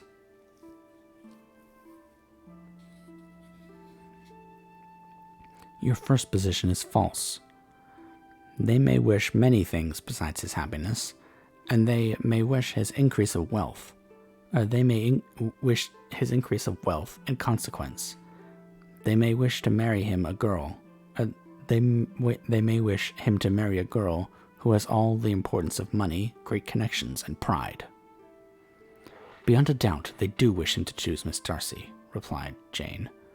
But this may be from better feelings than you are supposing. They have known her much longer than they have known me. No wonder if they love her better. But whatever may be their own wishes, it is very unlikely they should have opposed their brothers. What sister would think herself liberty to do it, unless there were something very objectionable? If they believed him attached to me, they would not try to part us.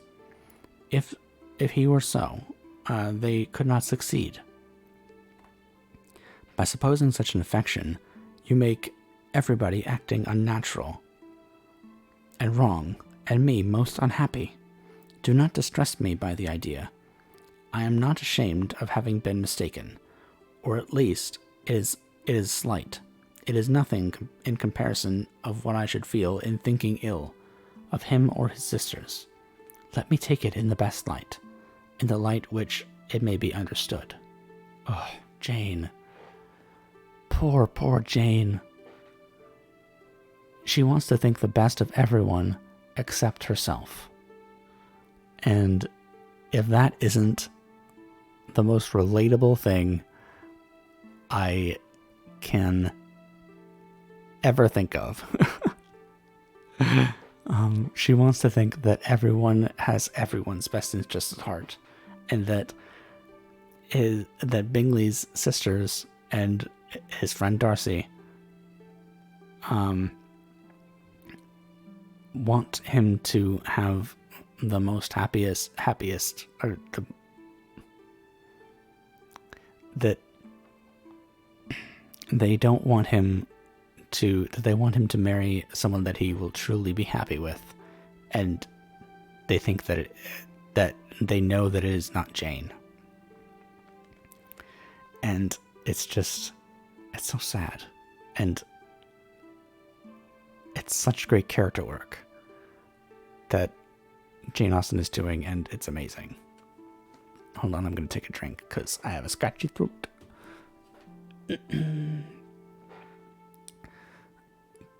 Time for some drinking ASMR.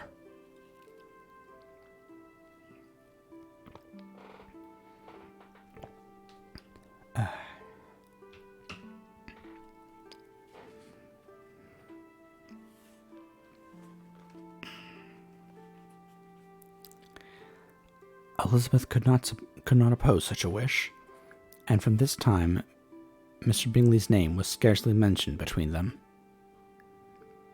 Mrs. Bennet still continued to wonder and repine at his returning no more. And though a day seldom passed in which Elizabeth did not account for it clearly, there seemed little chance of her ever considering it with less perplexity. Her daughter endeavored to convince her of what she did not believe herself, that his intentions to Jane had been merely the effect of a common and transient liking, which ceased when he saw her no more. But though the probability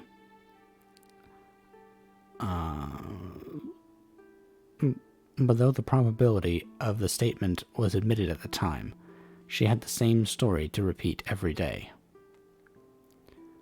Mrs. Bennet's best comfort was that Mr. Bingley must be down again in the summer. Mr. Bennet treated the matter differently. "So, Lizzie," said he one day, "your sister is crossed in love, I find. I congratulate her. Next to being married, a girl likes to be crossed in love a little now and then. It is something to think of, and gives her a sort of disjunction among her companions. When is your turn to come? You will hardly bear to be long outdone by Jane. Now is your time. Here are officers enough, at Meryton to disappoint all the young ladies in the country. Let Wickham be your man. He is a pleasant fellow, and would jilt you creditably.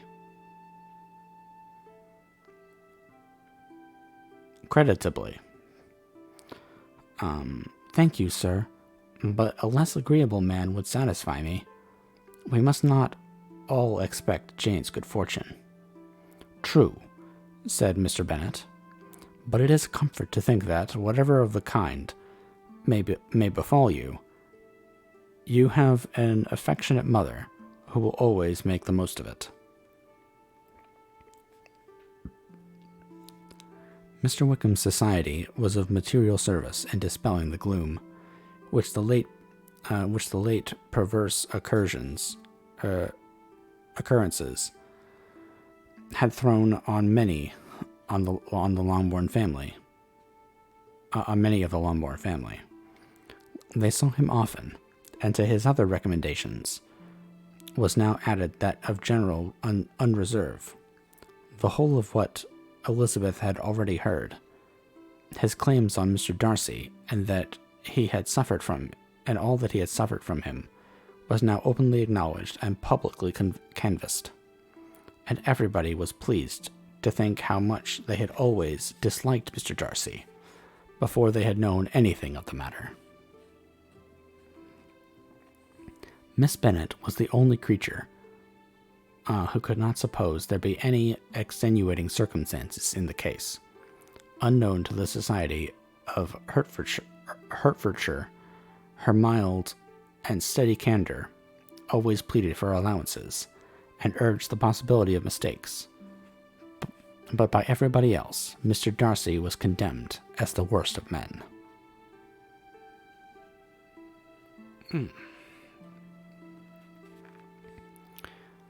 Chapter 2.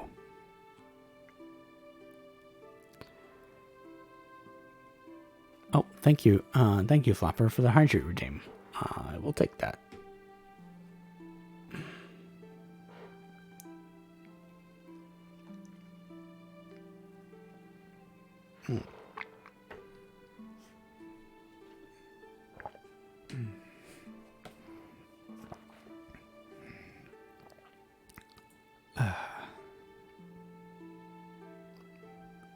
Okay.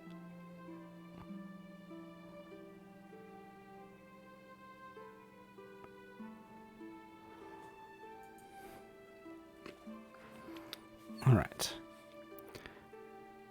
Chapter 2.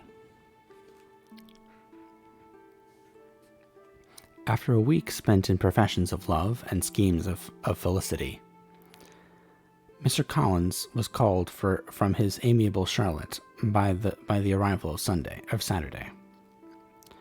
The pain of separation, however, might be alleviated on his side by preparations for the reception of his bride, as he had reason to hope that shortly after his next return into Hertfordshire, the day would be fixed that was to make him the happiest of men.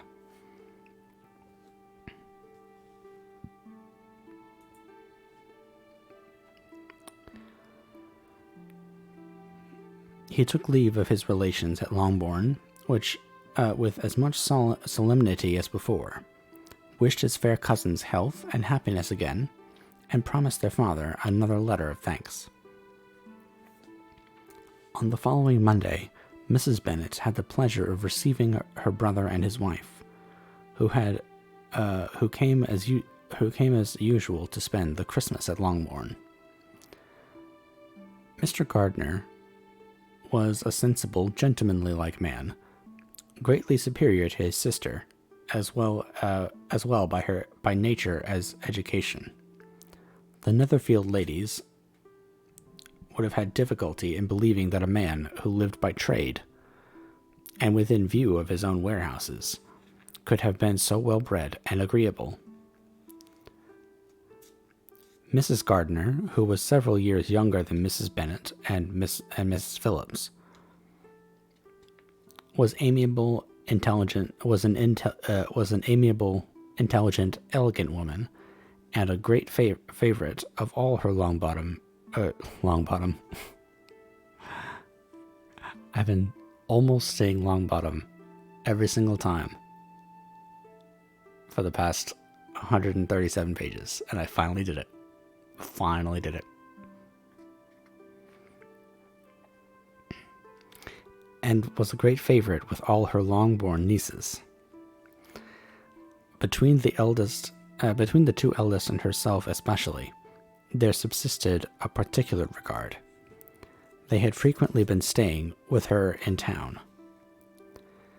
The first part of Mrs. Gardner's business. Visit. It's a business visit. The first part of Mrs. Gardner's business on her arrival was to distribute her presents and describe the newest fashions. When this was done, she had less activity. She had a less active part to play. It became her turn to listen. Mrs. Bennet had many grievances to relate, and much to complain of. What's the thing from Seinfeld? With the feats of strength. I forget. Oh well. I'll move on.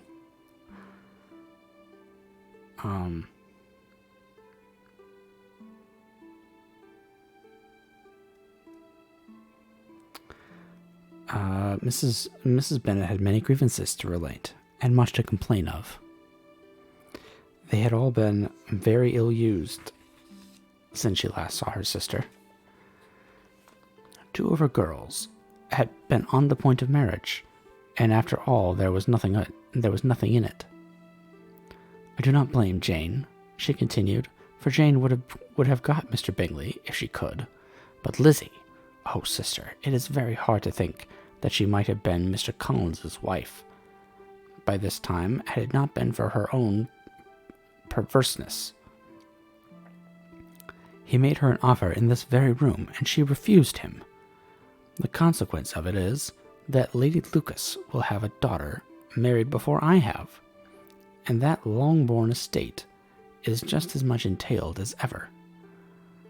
The Lucases are very artful people indeed, sister, and they are all for what they can get. I am sorry to say it of them, but so it is. It makes me very nervous and poorly to be thwarted so in my own family, and to have neighbors who think of themselves before anybody else. However, your coming just at this time is the greatest of comforts, and I am very glad to hear that you tell what you tell us of long sleeves. Mrs. Gardiner, to whom the chief of this news had been given before, in the course of Jane and Elizabeth's correspondence with her, made her sister a slight answer, and in compassion to her nieces, turned the conversation. When alone with Elizabeth afterwards, she spoke more on the subject. It seems likely to have been a desirable match for Jane, said she. I am sorry it went off, but these things happen so often. A young man, such as you describe, Mr. Bingley, so easily falls in love with a pretty girl for a few weeks, and when accident separates them, so easily forgets her. That these sorts of inconsistencies are very frequent. An excellent consolation in its way, said Elizabeth, but it will not do for us. We do not suffer by accident. It does not often happen that the interference of friends will persuade a young man of independent fortune to think no more of a girl, whom he was violently in love with only a few days before. That's an interesting way to phrase it. Violently in love with. That doesn't seem like a good thing, but I guess it must have been a good thing back then. Okay, Flopper. Have a good night. I hope you have a wonderful rest of your evening. Get some rest.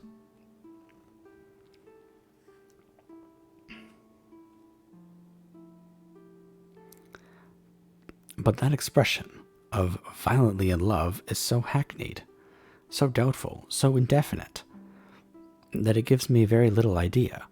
It is as often applied to feelings which arise from a half-hour's acquaintance as to a real strong attachment. Pray, how violent was Mr. Bingley's love? Well, I hope it wasn't too violent. I never saw a more promising inclination. He was growing quite inattentive to other people, and wholly engrossed by her. Every time they met, it was more decided and remarkable.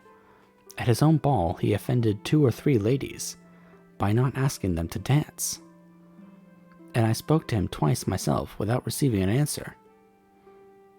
Could there be finer symptoms? Is not general incivility the very essence of love? Oh yes, of that kind of love which I supposed him to have felt. Poor Jane, I am sorry for her, because with her disposition she may not get over it immediately.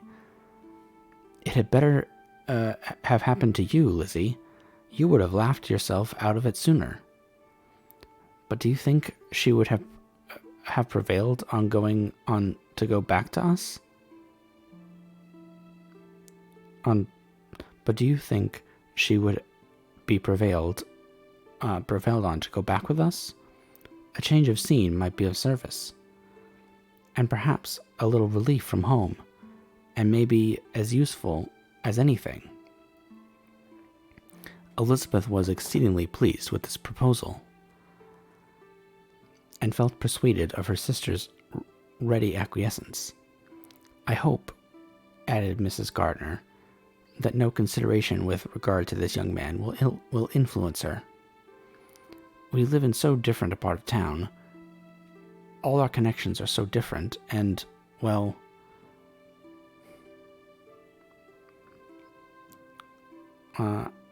and as you well know, we go out so little that it is very improbable they should meet at all, unless he really comes to see her. And that is quite impossible, for he is now in the custody of his friend, and Mr. Darcy will no more suffer him to call on Jane in such a part of London. My dear aunt, could you think of it?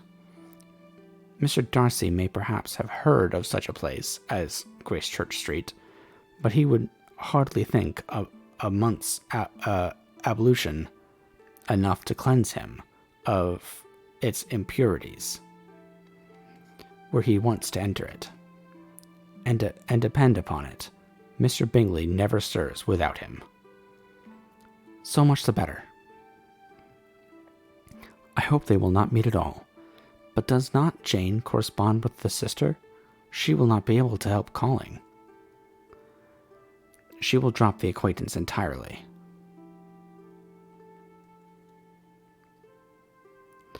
But in spite of the certainty in which Elizabeth affected to place this point, as well as the still more interesting one of Bingley's being withheld from seeing Jane, she felt a solicitude on the subject which convinced her, on examination, that she did not consider it entirely hopeless. It was possible, and sometimes she thought it probable, that his affection might be reanimated, and the influence of his friends successfully combated by the more natural influence of Jane's attractions. Miss Bennet accepted her aunt's invitation with pleasure, and the Bingleys were no otherwise in her thoughts at the time than as she hoped that, by Caroline's not living in the same house with her brother, she might occasionally spend a morning with her, without any danger of seeing him. The Gardiners stayed a week at Longbourn, and what with the Phillipses, the Lucases, and the officers, there was not a day without its engagements. Mrs. Bennet had so carefully provided for the entertainment of her brother and sister that they did not once sit down to a family dinner. When the engagement was for home, some of the officers always made part of it, of which officers Mr. Wickham was sure to be one, and on these occasions Mrs. Gardner, rendered suspicious by Elizabeth's warm commendation of him, narrowly observed them both, without supposing them, from what she saw, to be very seriously in love. Their preference of each other was plain enough to make her a little uneasy, and she resolved to speak to Elizabeth on the subject before she left Hertfordshire, and represent to her the imprudence of encouraging such an attachment. To Mrs. Gardner, Wickham had one means of affording pleasure, unconnected with his general powers. About 10 or a dozen years ago, before her marriage, she had spent a considerable time in that very part of Derbyshire to which he belonged. They had therefore many acquaintance in common, and though Wickham had been little there since the death of Darcy's father, 5 years before, it was yet in his power to give her fresher intelligence of her former friends than she had been in the way of procuring.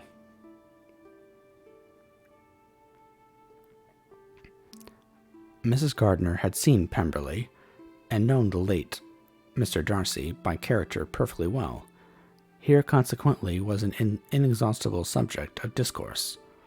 In comparing her recollection of Pemberley with the minute description which Wickham could give, and in bestowing her tribute of praise on the character of its late possessor, she was delighting both him and herself.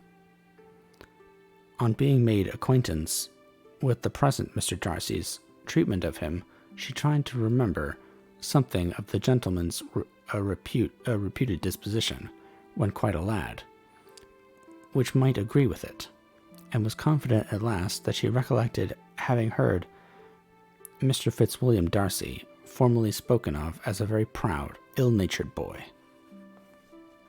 Well, he has social anxiety. He doesn't like people. That's not so bad.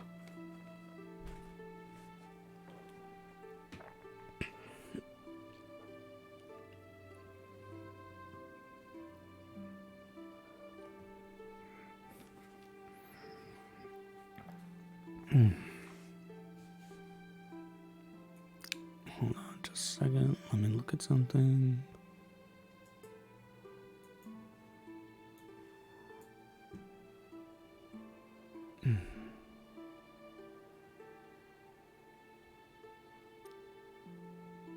Okay. Chapter 3.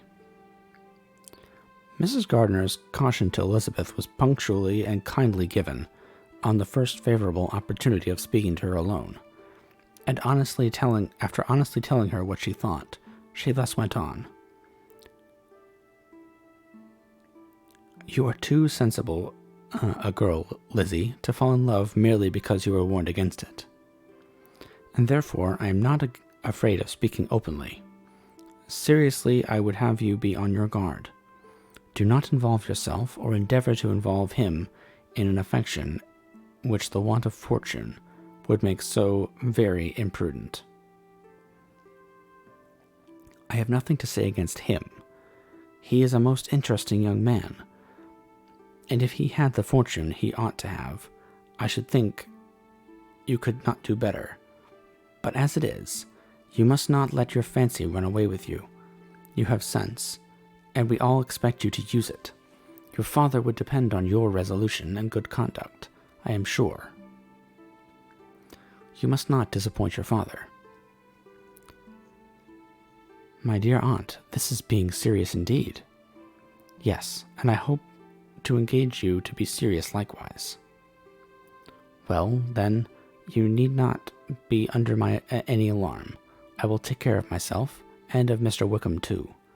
He shall not be in love with me, if I can prevent it. Elizabeth, you are not serious now. I beg your pardon. I will try again. At present, I am not in love with Mr. Wickham. No, I certainly am not. But he is, beyond all comparison, the most agreeable man I ever saw.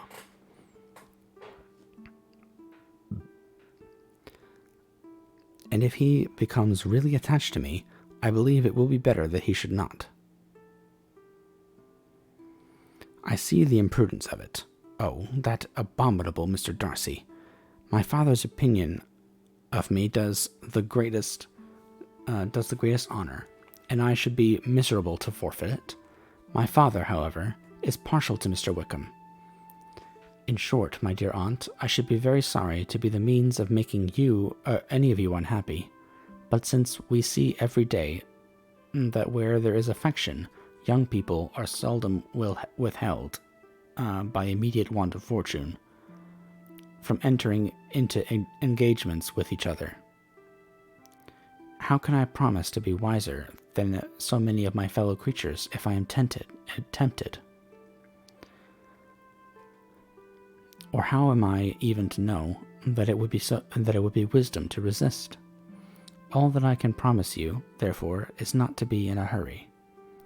I will not be in a hurry to believe myself his first object. When I am in company with him, I will not be wishing. In short, I will do my best. Perhaps it will be as well if you discourage his coming here so very often. At least you should not remind your mother of inviting him, as I did the other day, said Elizabeth with a conscious smile. Very true. It will be wise of me to refrain from that. But do not imagine that he is always here so often. It is on your account that he has been so frequently invited this week. You know my mother's ideas as to the necessity of constant company for her friends. But really, and upon my honor, I will try to do what I think is to be wisest. And now I hope you are satisfied. Her aunt assured her that she was. And Elizabeth having thanked her for the kindness of her hints, they parted, a wonderful instance of advice being given on such a point without being resented.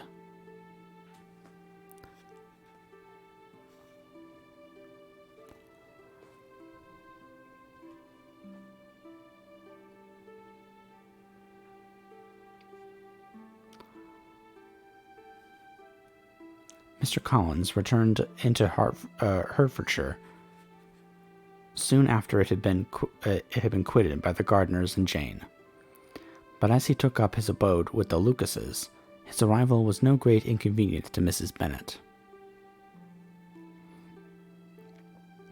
His marriage was now fast approaching, and she was at length so far resigned as to think it inevitable, and even repeatedly to say in an ill-natured tone that she wished they might be happy. Hold on just a second. Water.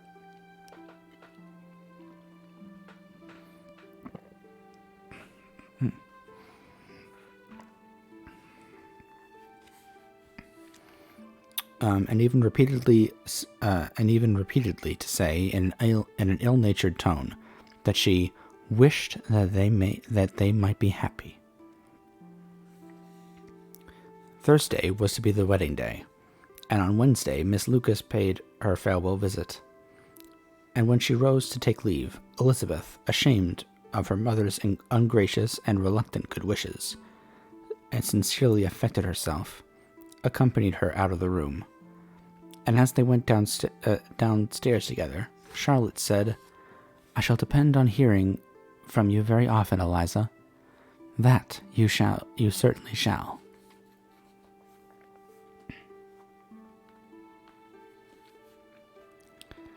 "And I have another favor to ask.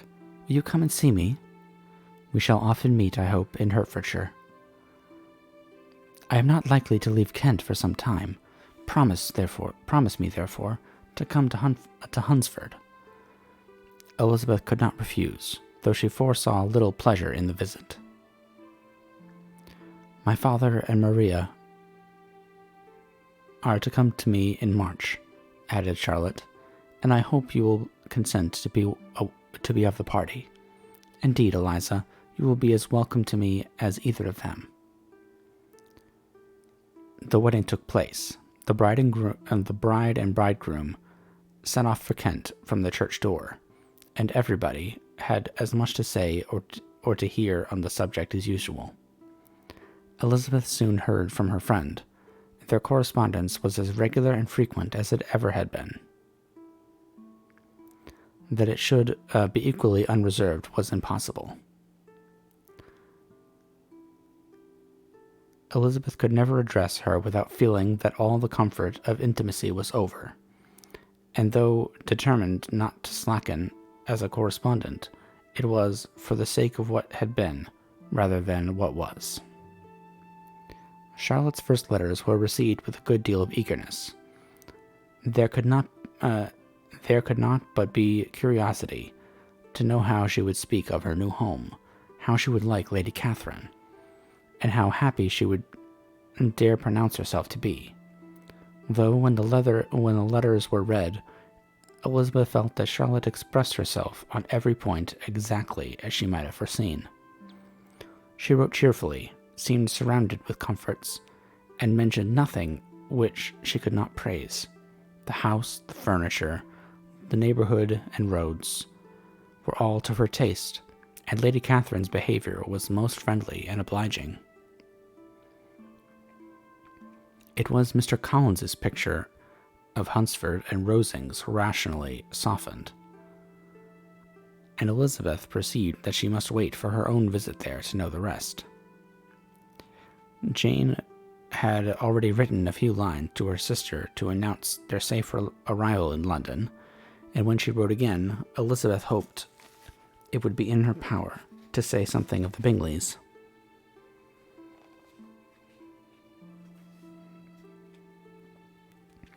Her impatience for this second letter was well rewarded, as impatience generally is. Jane had been a week in town, without either seeing or hearing from Caroline. She accounted for it, however, by supposing that her last letter to her friend from Longbourn had by some accident been lost. My aunt, she continued, is going tomorrow into that part of town, and I shall take the opportunity of calling at Grosvenor Street. She wrote again when the visit was paid, and she had seen Miss Bingley. I did not think Caroline in spirits, were her words, but she was very glad to see me, and reproached me for giving her no notice of my coming to London. I was right, therefore. My last letter had never reached her. I inquired after their brother, of course. He was well, but so much engaged with Mr. Darcy that they scarcely ever see him. I found that Miss Darcy was expected to dinner. I wish I could see her. My visit was not long, as Caroline and Mrs. Hurst were going out. I dare say I shall soon see them here.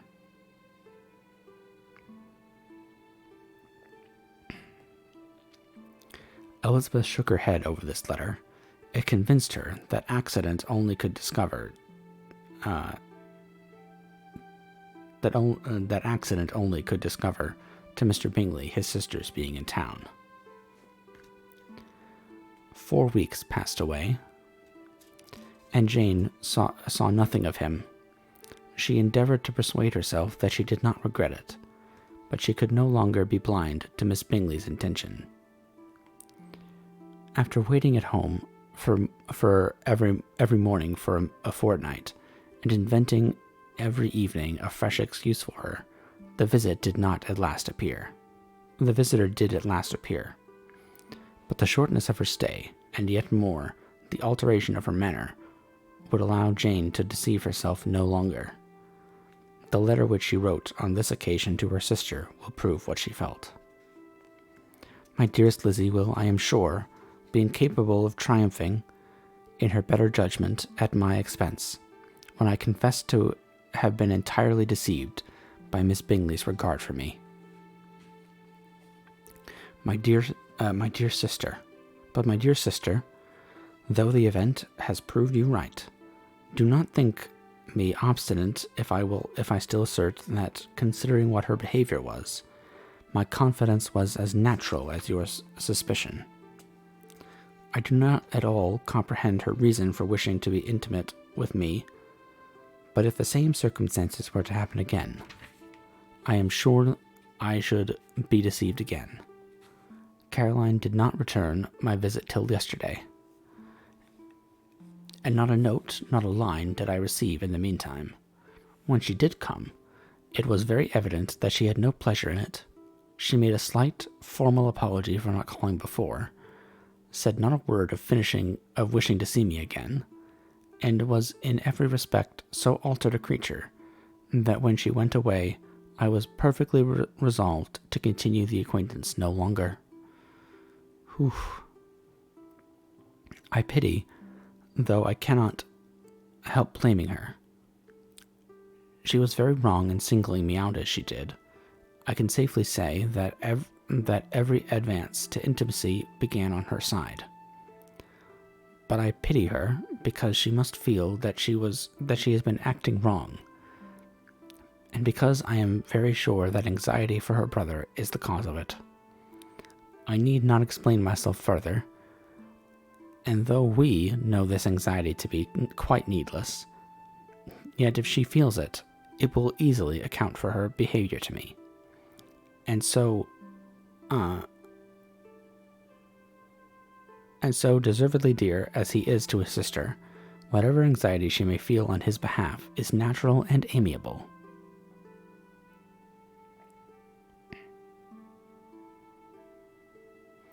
I cannot but wonder, however, at her having any such fears now, because if he at all cared about me, we must have met long, long ago. He knows of my being in town, I am certain, from something she said herself, and yet it should seem by her manner of talking as if she wanted to persuade herself that he is really partial to Miss Darcy. I cannot understand it. If I were not afraid of judging harshly, I should be almost tempted to say that there is a strong appearance of duplicity in all this, but I will endeavor to banish every painful thought, and think only of what will make me happy, your affection, and the invariable kindness of my dear uncle and aunt. Let me hear from you very soon. Miss Bingley said something of his never returning to Netherfield again, of giving up the house, but not with any certainty. We had better not mention it. I am extremely glad that you have such pleasant accounts from our friends at Hunsford. Pray go to see them, with Sir William and Maria. I am sure you'll be very comfortable there. Yours, Jane.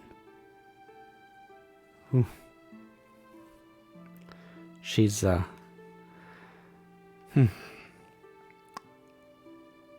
Even after she gets part of the way there. You're so close, Jane, so close.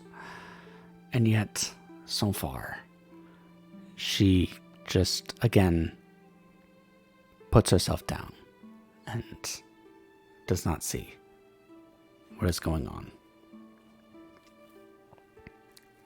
This letter gave Elizabeth some pain, but her spirits returned as she considered that Jane would no longer be duped, by the sister at least. All expectation from the brother was now absolutely over. She would not even wish for any renewal of his attentions. His character sunk on every review of it, and as a punishment for him, as well as a possible advantage to Jane, she seriously hoped he might really soon marry Mr. Darcy's sister, as, by Wickham's account, she would make him abundantly regret what he had thrown away. Oof. Yeah. Don't mess with Elizabeth Bennet's sister. She gets angry. Angy.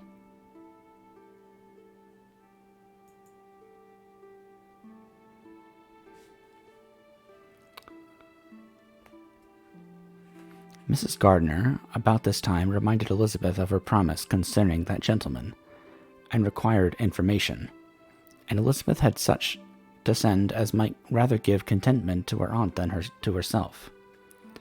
His apparent partiality had subsided. His attentions were over. He was the admirer of someone else. Elizabeth was watchful enough to see it all, but she could see it and write of it out of material pain. Her heart had been but slightly touched, and her vanity was satisfied with believing that she would have been his only choice, had fortune permitted it. The sudden acquisition of £10,000 was the most remarkable charm of the young lady to whom he was now rendering himself agreeable, but Elizabeth, less clear-sighted, perhaps, in his case than in Charlotte's, did not quarrel with him for his wish of independence. So, Wickham met a girl who was going to inherit £10,000, or had £10,000, and was like, "See ya," to Elizabeth. What a dick. What a dick.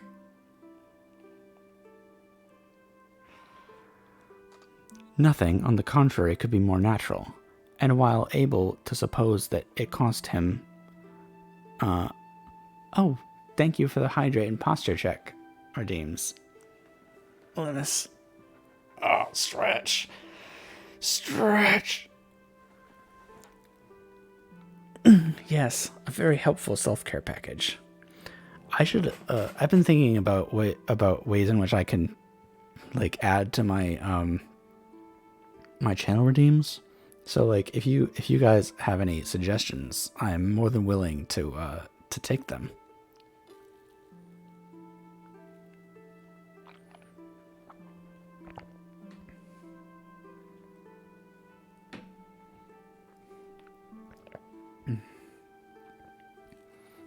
Whether it's like sound redeems or channel point redeems, doesn't matter.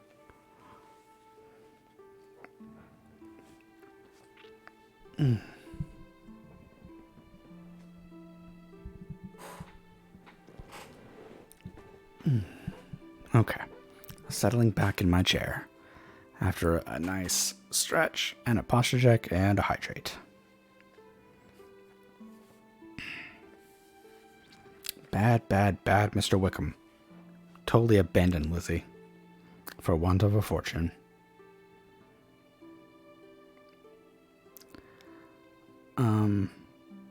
Nothing, on the contrary, could be more natural.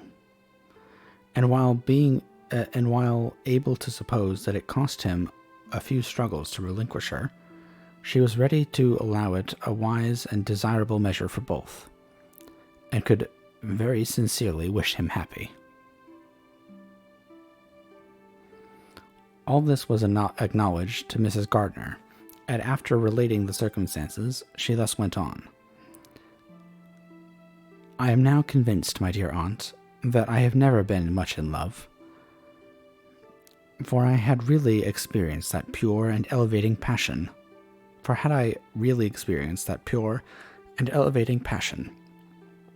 I should at present detest his very name, and wish him all manner of evil. But my feelings are not only cordial towards him, they are even partial towards Miss King. I cannot find out that I hate her at all, or that I am in the least unwilling to think her a very good sort of girl. There can be no love in all this. My watchfulness has been effectual, and though I should certainly be a more interesting object to all my acquaintance, were I distractedly in love with him, I cannot say that I regret my comparative insignificance. Importance may sometimes be purchased too dearly. Kitty and Lydia take his defection much more to heart than I do. They are young in the ways of the world, and not yet open to the mortifying conviction that handsome young men must have something to live on, as well as the plain.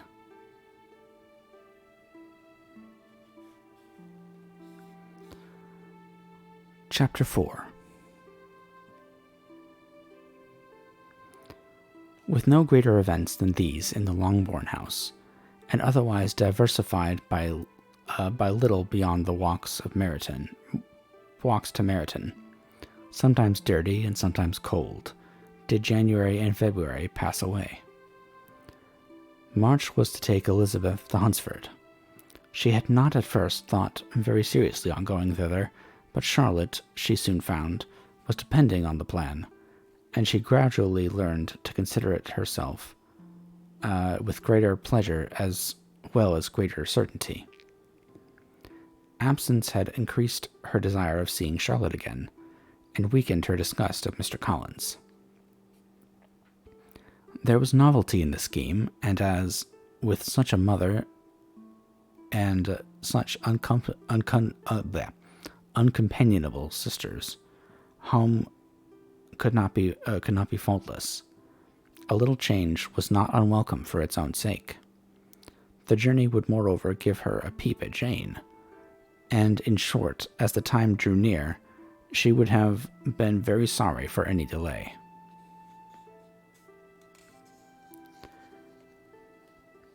Everything, however, went smoothly, and was finally settled according to Charlotte's first sketch. She was to accompany Sir William and his second daughter. The improvement of spending a night in London was added in time, and the plan became perfect as the plan could be. The only pain was in leaving her father, who would certainly miss her, and who, when it came to the point, so little liked her going that he told her to write him, and almost promised to answer her letter. The farewell between herself and Mr. Wickham was perfectly friendly, and on his side even more. His present pursuit could not make him forget that Elizabeth had been the first to excite and desire his attention, the first to listen and to pity, the first to be admired, and in his manner of bidding her adieu, wishing her every enjoyment, reminding her of what she was to expect in Lady Catherine de Bourgh, and trusting their opinion of her, their opinion of everybody, would always coincide. There was a solicitude, an interest which she felt must ever attach her to him with a most sincere regard. She parted from him convinced that whether married or single, he must always be her model of the amiable and pleasing.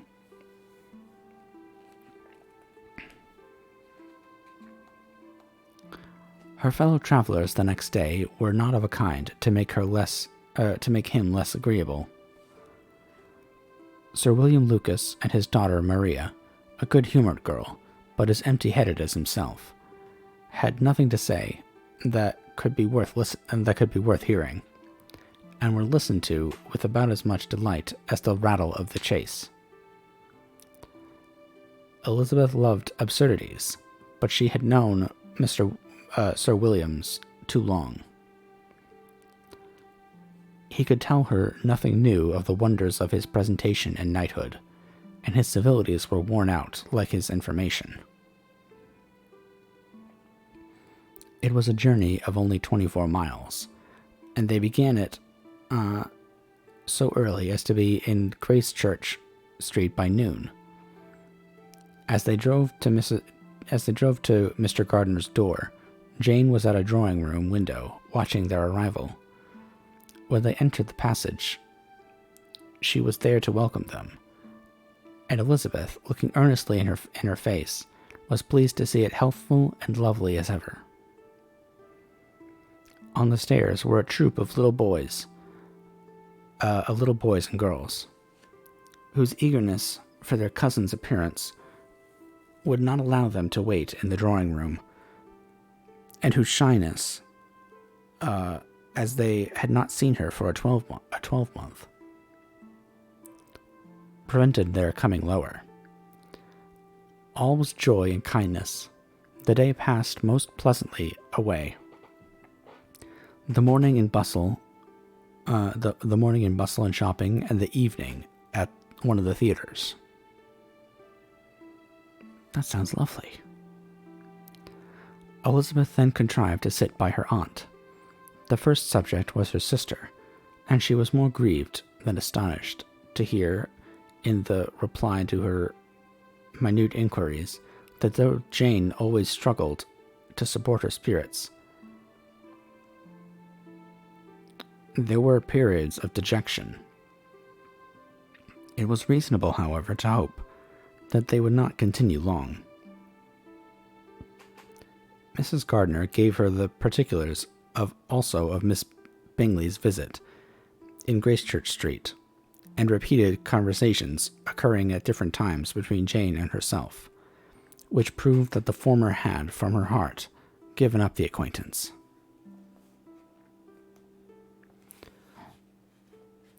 Miss Gardner then rallied her niece on Wickham's desertion, and complimented her on bearing it so well.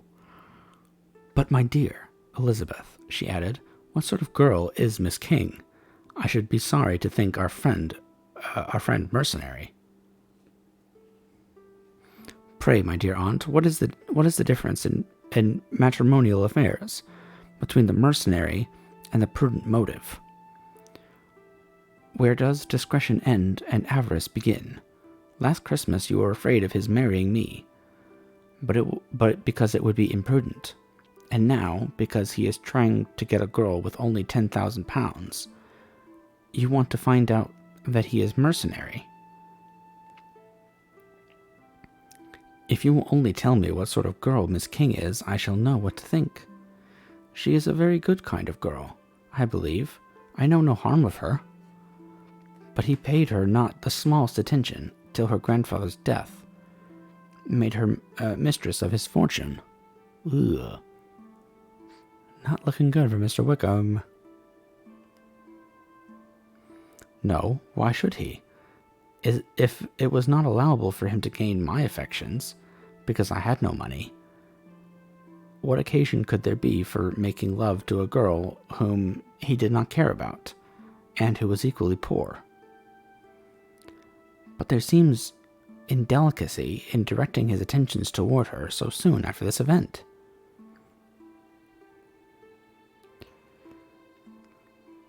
"A man in distressed circumstances has no time for all those elegant decorums which other people may observe. If she does not object to it, why should we?" "Then why are you so mad at Caroline?"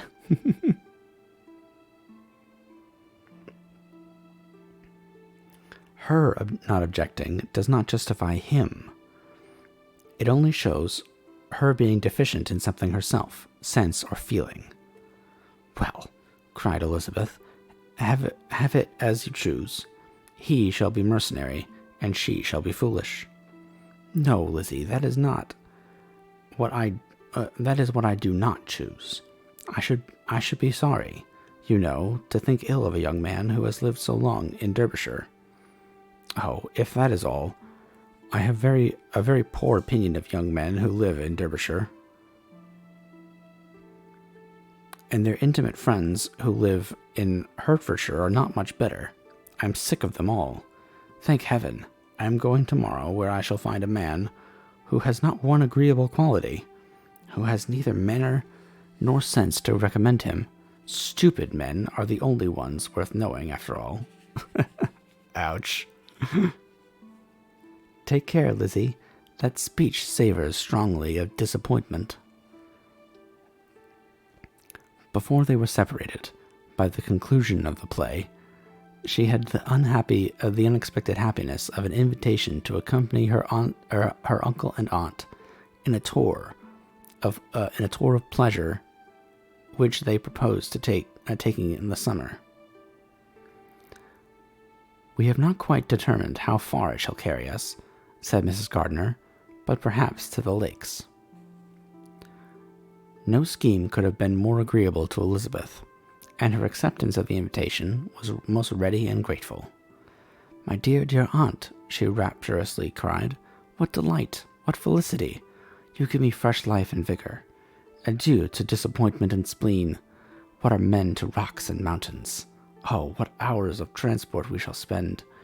And when we do return, it shall not be like other travelers, without being able to give one accurate idea of anything. We will know where we have gone, and we will recollect what we have seen.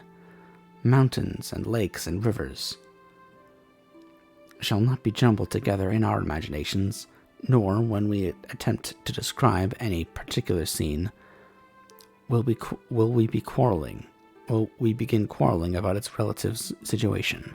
Let our first effusions be less insupportable than those of the generality of travelers."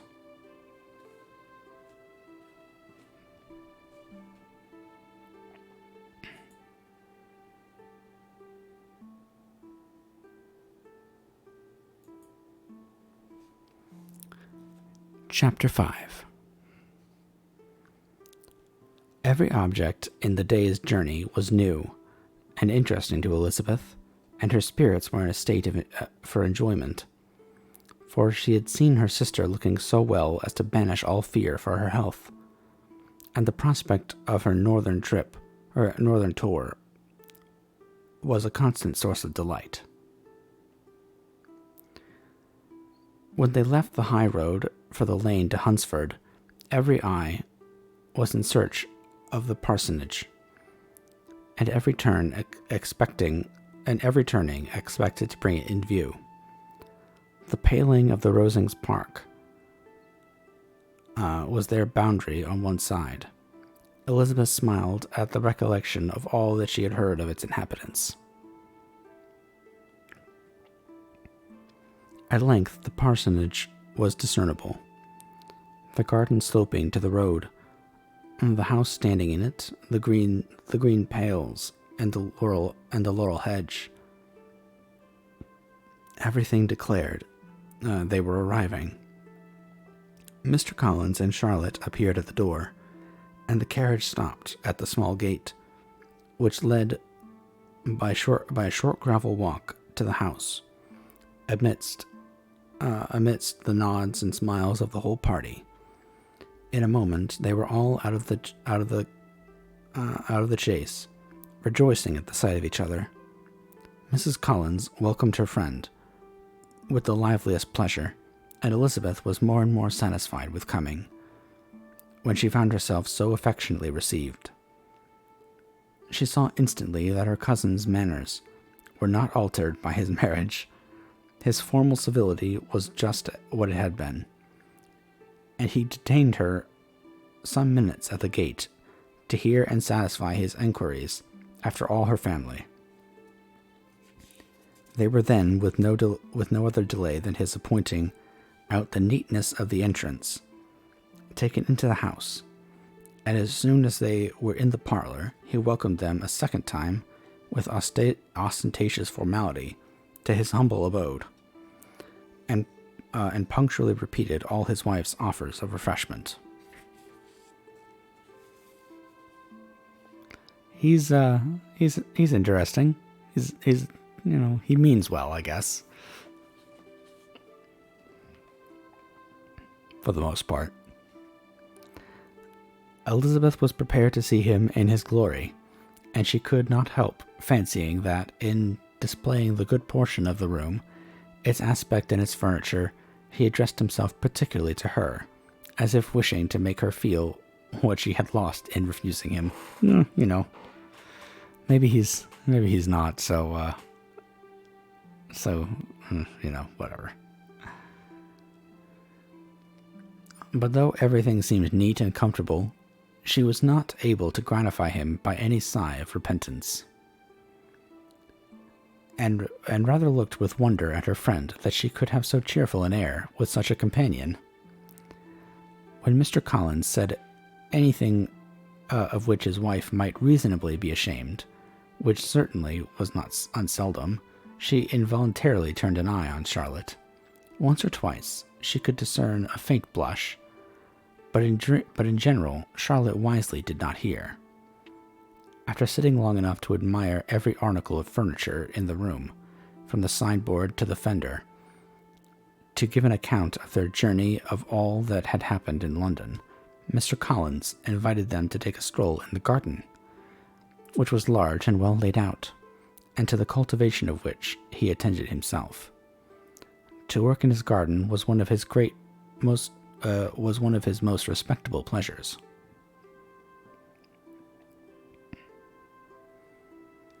And Elizabeth admired the command of countenance with which Charlotte talked of the healthfulness of the exercise, and owned she encouraged it as much as possible. Because it gets him out of the house. So she can have some peace and quiet. Am I right, chat? Am I right?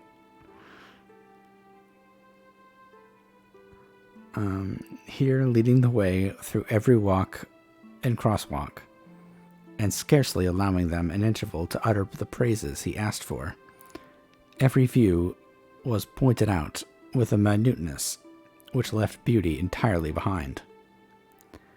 He could remember the fields in every direction, and could tell how many trees there were in the most distant clump. But of all the views which his garden or which the country or the kingdom could boast, none were compared with the prospect of Rosings.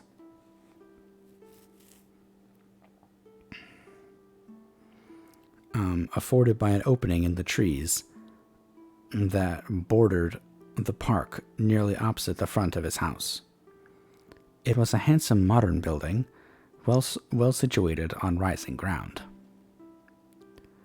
From his garden, Mr. Collins would have led them round his 2 meadows, but the ladies, not having shoes to encounter the remains of a white frost, turned back.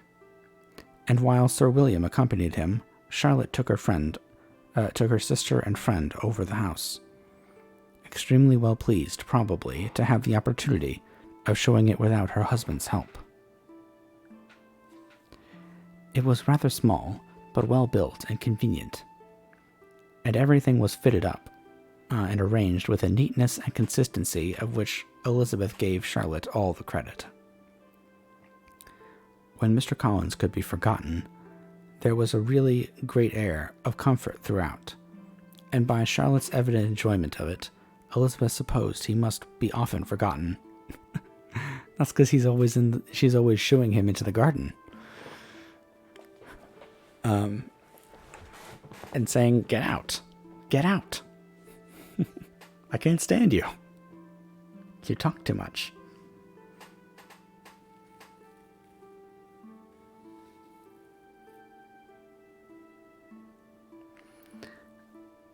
She had already learned that Lady Catherine was still in the country. It was spoken of again while they were at dinner, when Mr. Collins, joining in, observed, "Yes, Miss Elizabeth, you will have the honor of seeing Lady Catherine de Bourgh on the ensuing Sunday at church, and I need not say you will be delighted with her.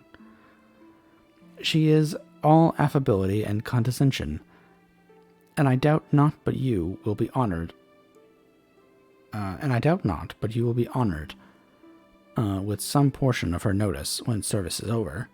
I have scarcely had any hesitation in saying that she will include you and my sister Maria in every invitation with which she honors us during your stay here. Her behavior to my dear Charlotte is charming. We dine at Rosings twice every week, and are never allowed to walk home. Her ladyship's carriage is regularly ordered for us. I should say one of our ladyship's carriages, for she has several." Man, let me just say that that I would not be able to stand this guy. If I met him in real life, I would run as far away from him as I possibly could. I couldn't stand him at all.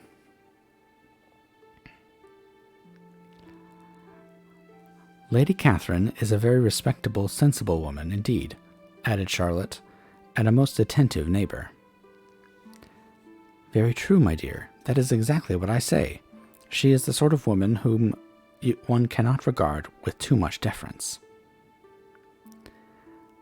The evening was spent chiefly in talking over Hertfordshire news and telling again what had already been written. When it closed, Elizabeth, in the solitude of her chamber, had to meditate upon Charlotte's degree of contentment, to understand her address in guiding, and composure in bearing with her husband, and to acknowledge that it was all done very well. She had also to anticipate how her visit would pass. The quiet tenor of their usual enjoyments, the vexatious interruptions of Mr. Collins, and the gaieties of their intercourse with Rosings. A lively imagination soon settled it all. About the middle of the next day, as she was in her room getting ready for a walk, a sudden noise below seemed to speak the whole house into confusion. And after listening a moment, she heard someone running upstairs in a violent fury and calling loudly after her. She opened the door and met Maria in the landing place, who, breathless in agitation, cried out, "Oh, my dear Eliza, pray make haste.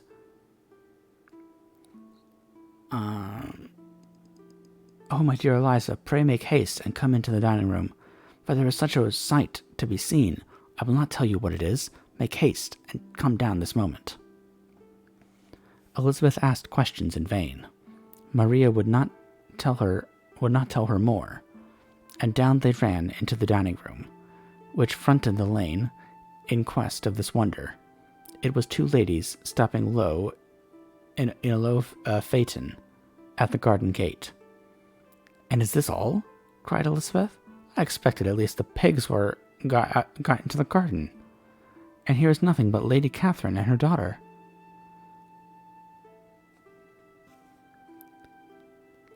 "La, my dear," said Maria, quite shocked at the mistake. "It is not Lady Catherine. The old lady is Mrs. Jenkinson, who lives with them, and the other is Miss de Bourgh. Only look at her. She is quite a little creature. Who would have thought she could be so thin and small? She is abominably rude to keep Charlotte out of doors in all this wind. Why does she not come in? Oh, Charlotte says she hardly ever does.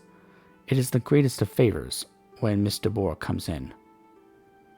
"I like her appearance," said Elizabeth, struck with other ideas. "She looks sickly and cross. Yes, she will do for him very well. She will make him a very proper wife." Meeting Mr. Darcy.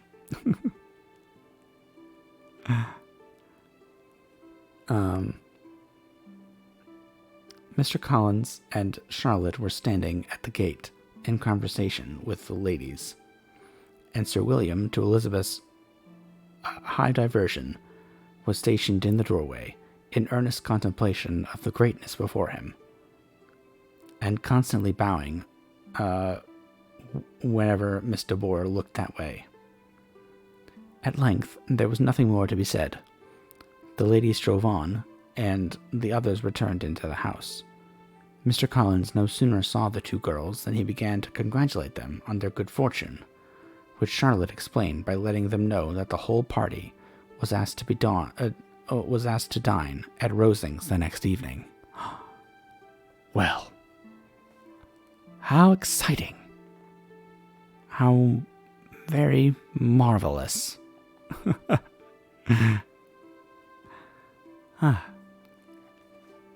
I think that we shall stop there for the evening, And yes, I think so. And I want to talk for a minute about how just amazing Jane Austen's character work is. It's so good. Like the way she does so much work characterizing Elizabeth through her narration and the just absolute disdain Elizabeth has for pretty much everybody. It's amazing. And the way she has Jane consistently consistently, just not accept that she is an amazing person, and that Bingley would be lucky to have her, and just everything. And Mr. Collins is consistently just a butt, and everything. It's just so good. It's so good. I love how each character is so real, even though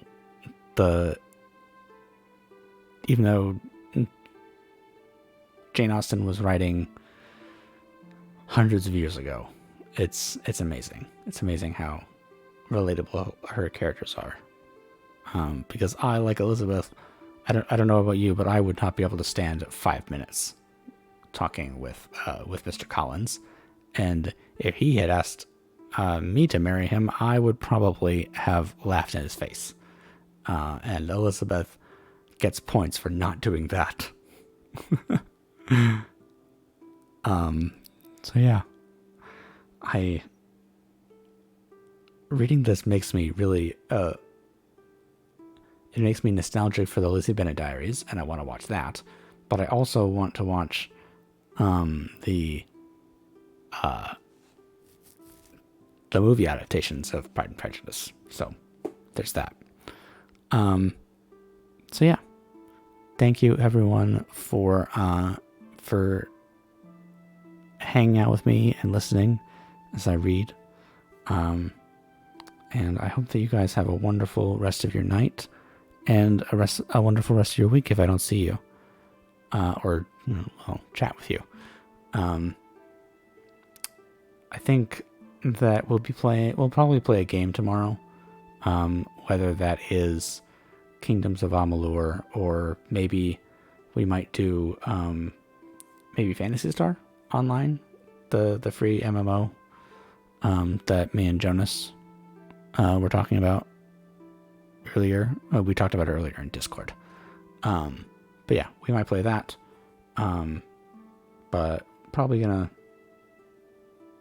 do like switching off days on reading and playing games for a bit.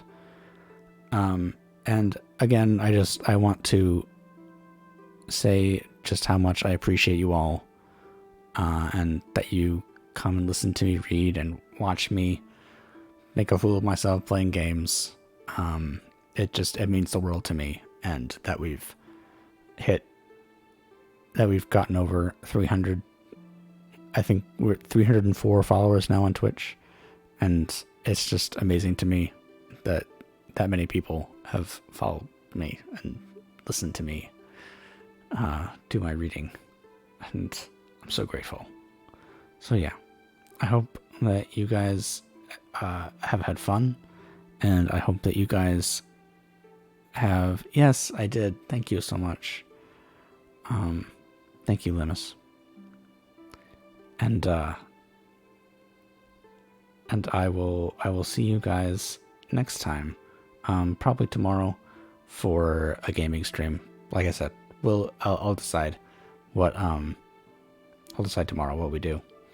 I keep wanting to do like a proper schedule, and I always keep forgetting to do it. So I don't know. It may just not be in my style right now to bog myself down with a weekly schedule. But we'll see. I may try to do one next week. I do think that like consistency is key, so it feels like I should have a schedule. So I'll try to make one. But yeah, I will find us someone to raid, and then I will say goodnight.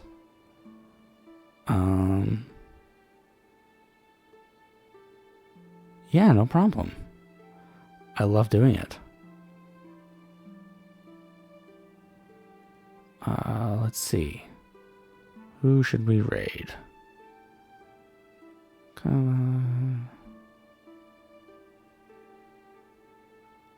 Final Fantasy. Okay.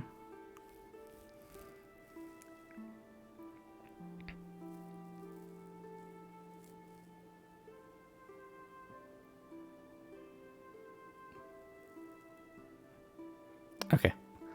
Let us raid Emrys Rhymes with Abyss, because obviously we need to do that.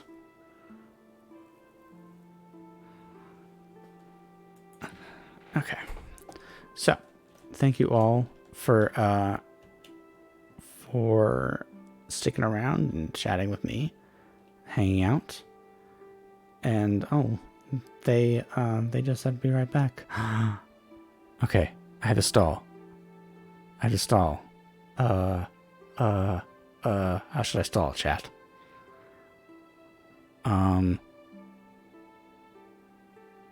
So how you guys doing?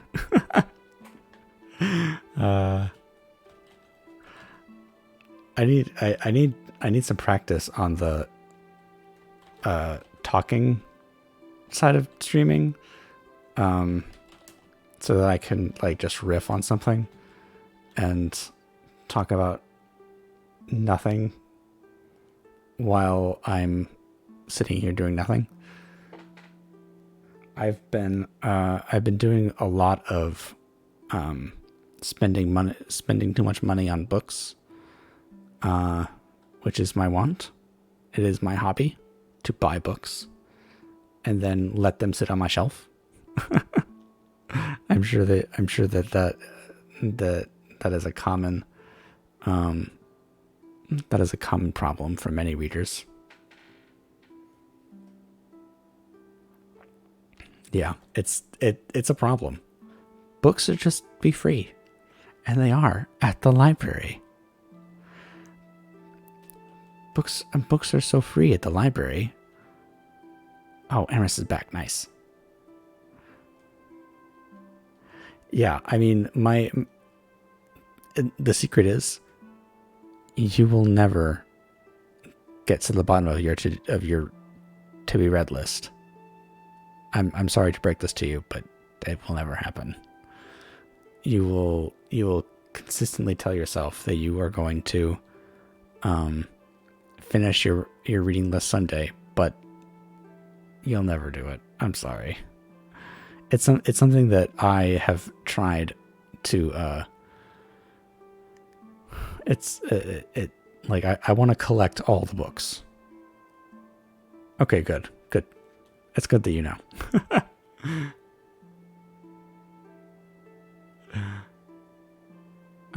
Let's see. Let us actually. Okay. We're going to start the raid now. All right. I hope that you have a wonderful rest of your evening, and I will see you guys tomorrow. Have a good night. Bye.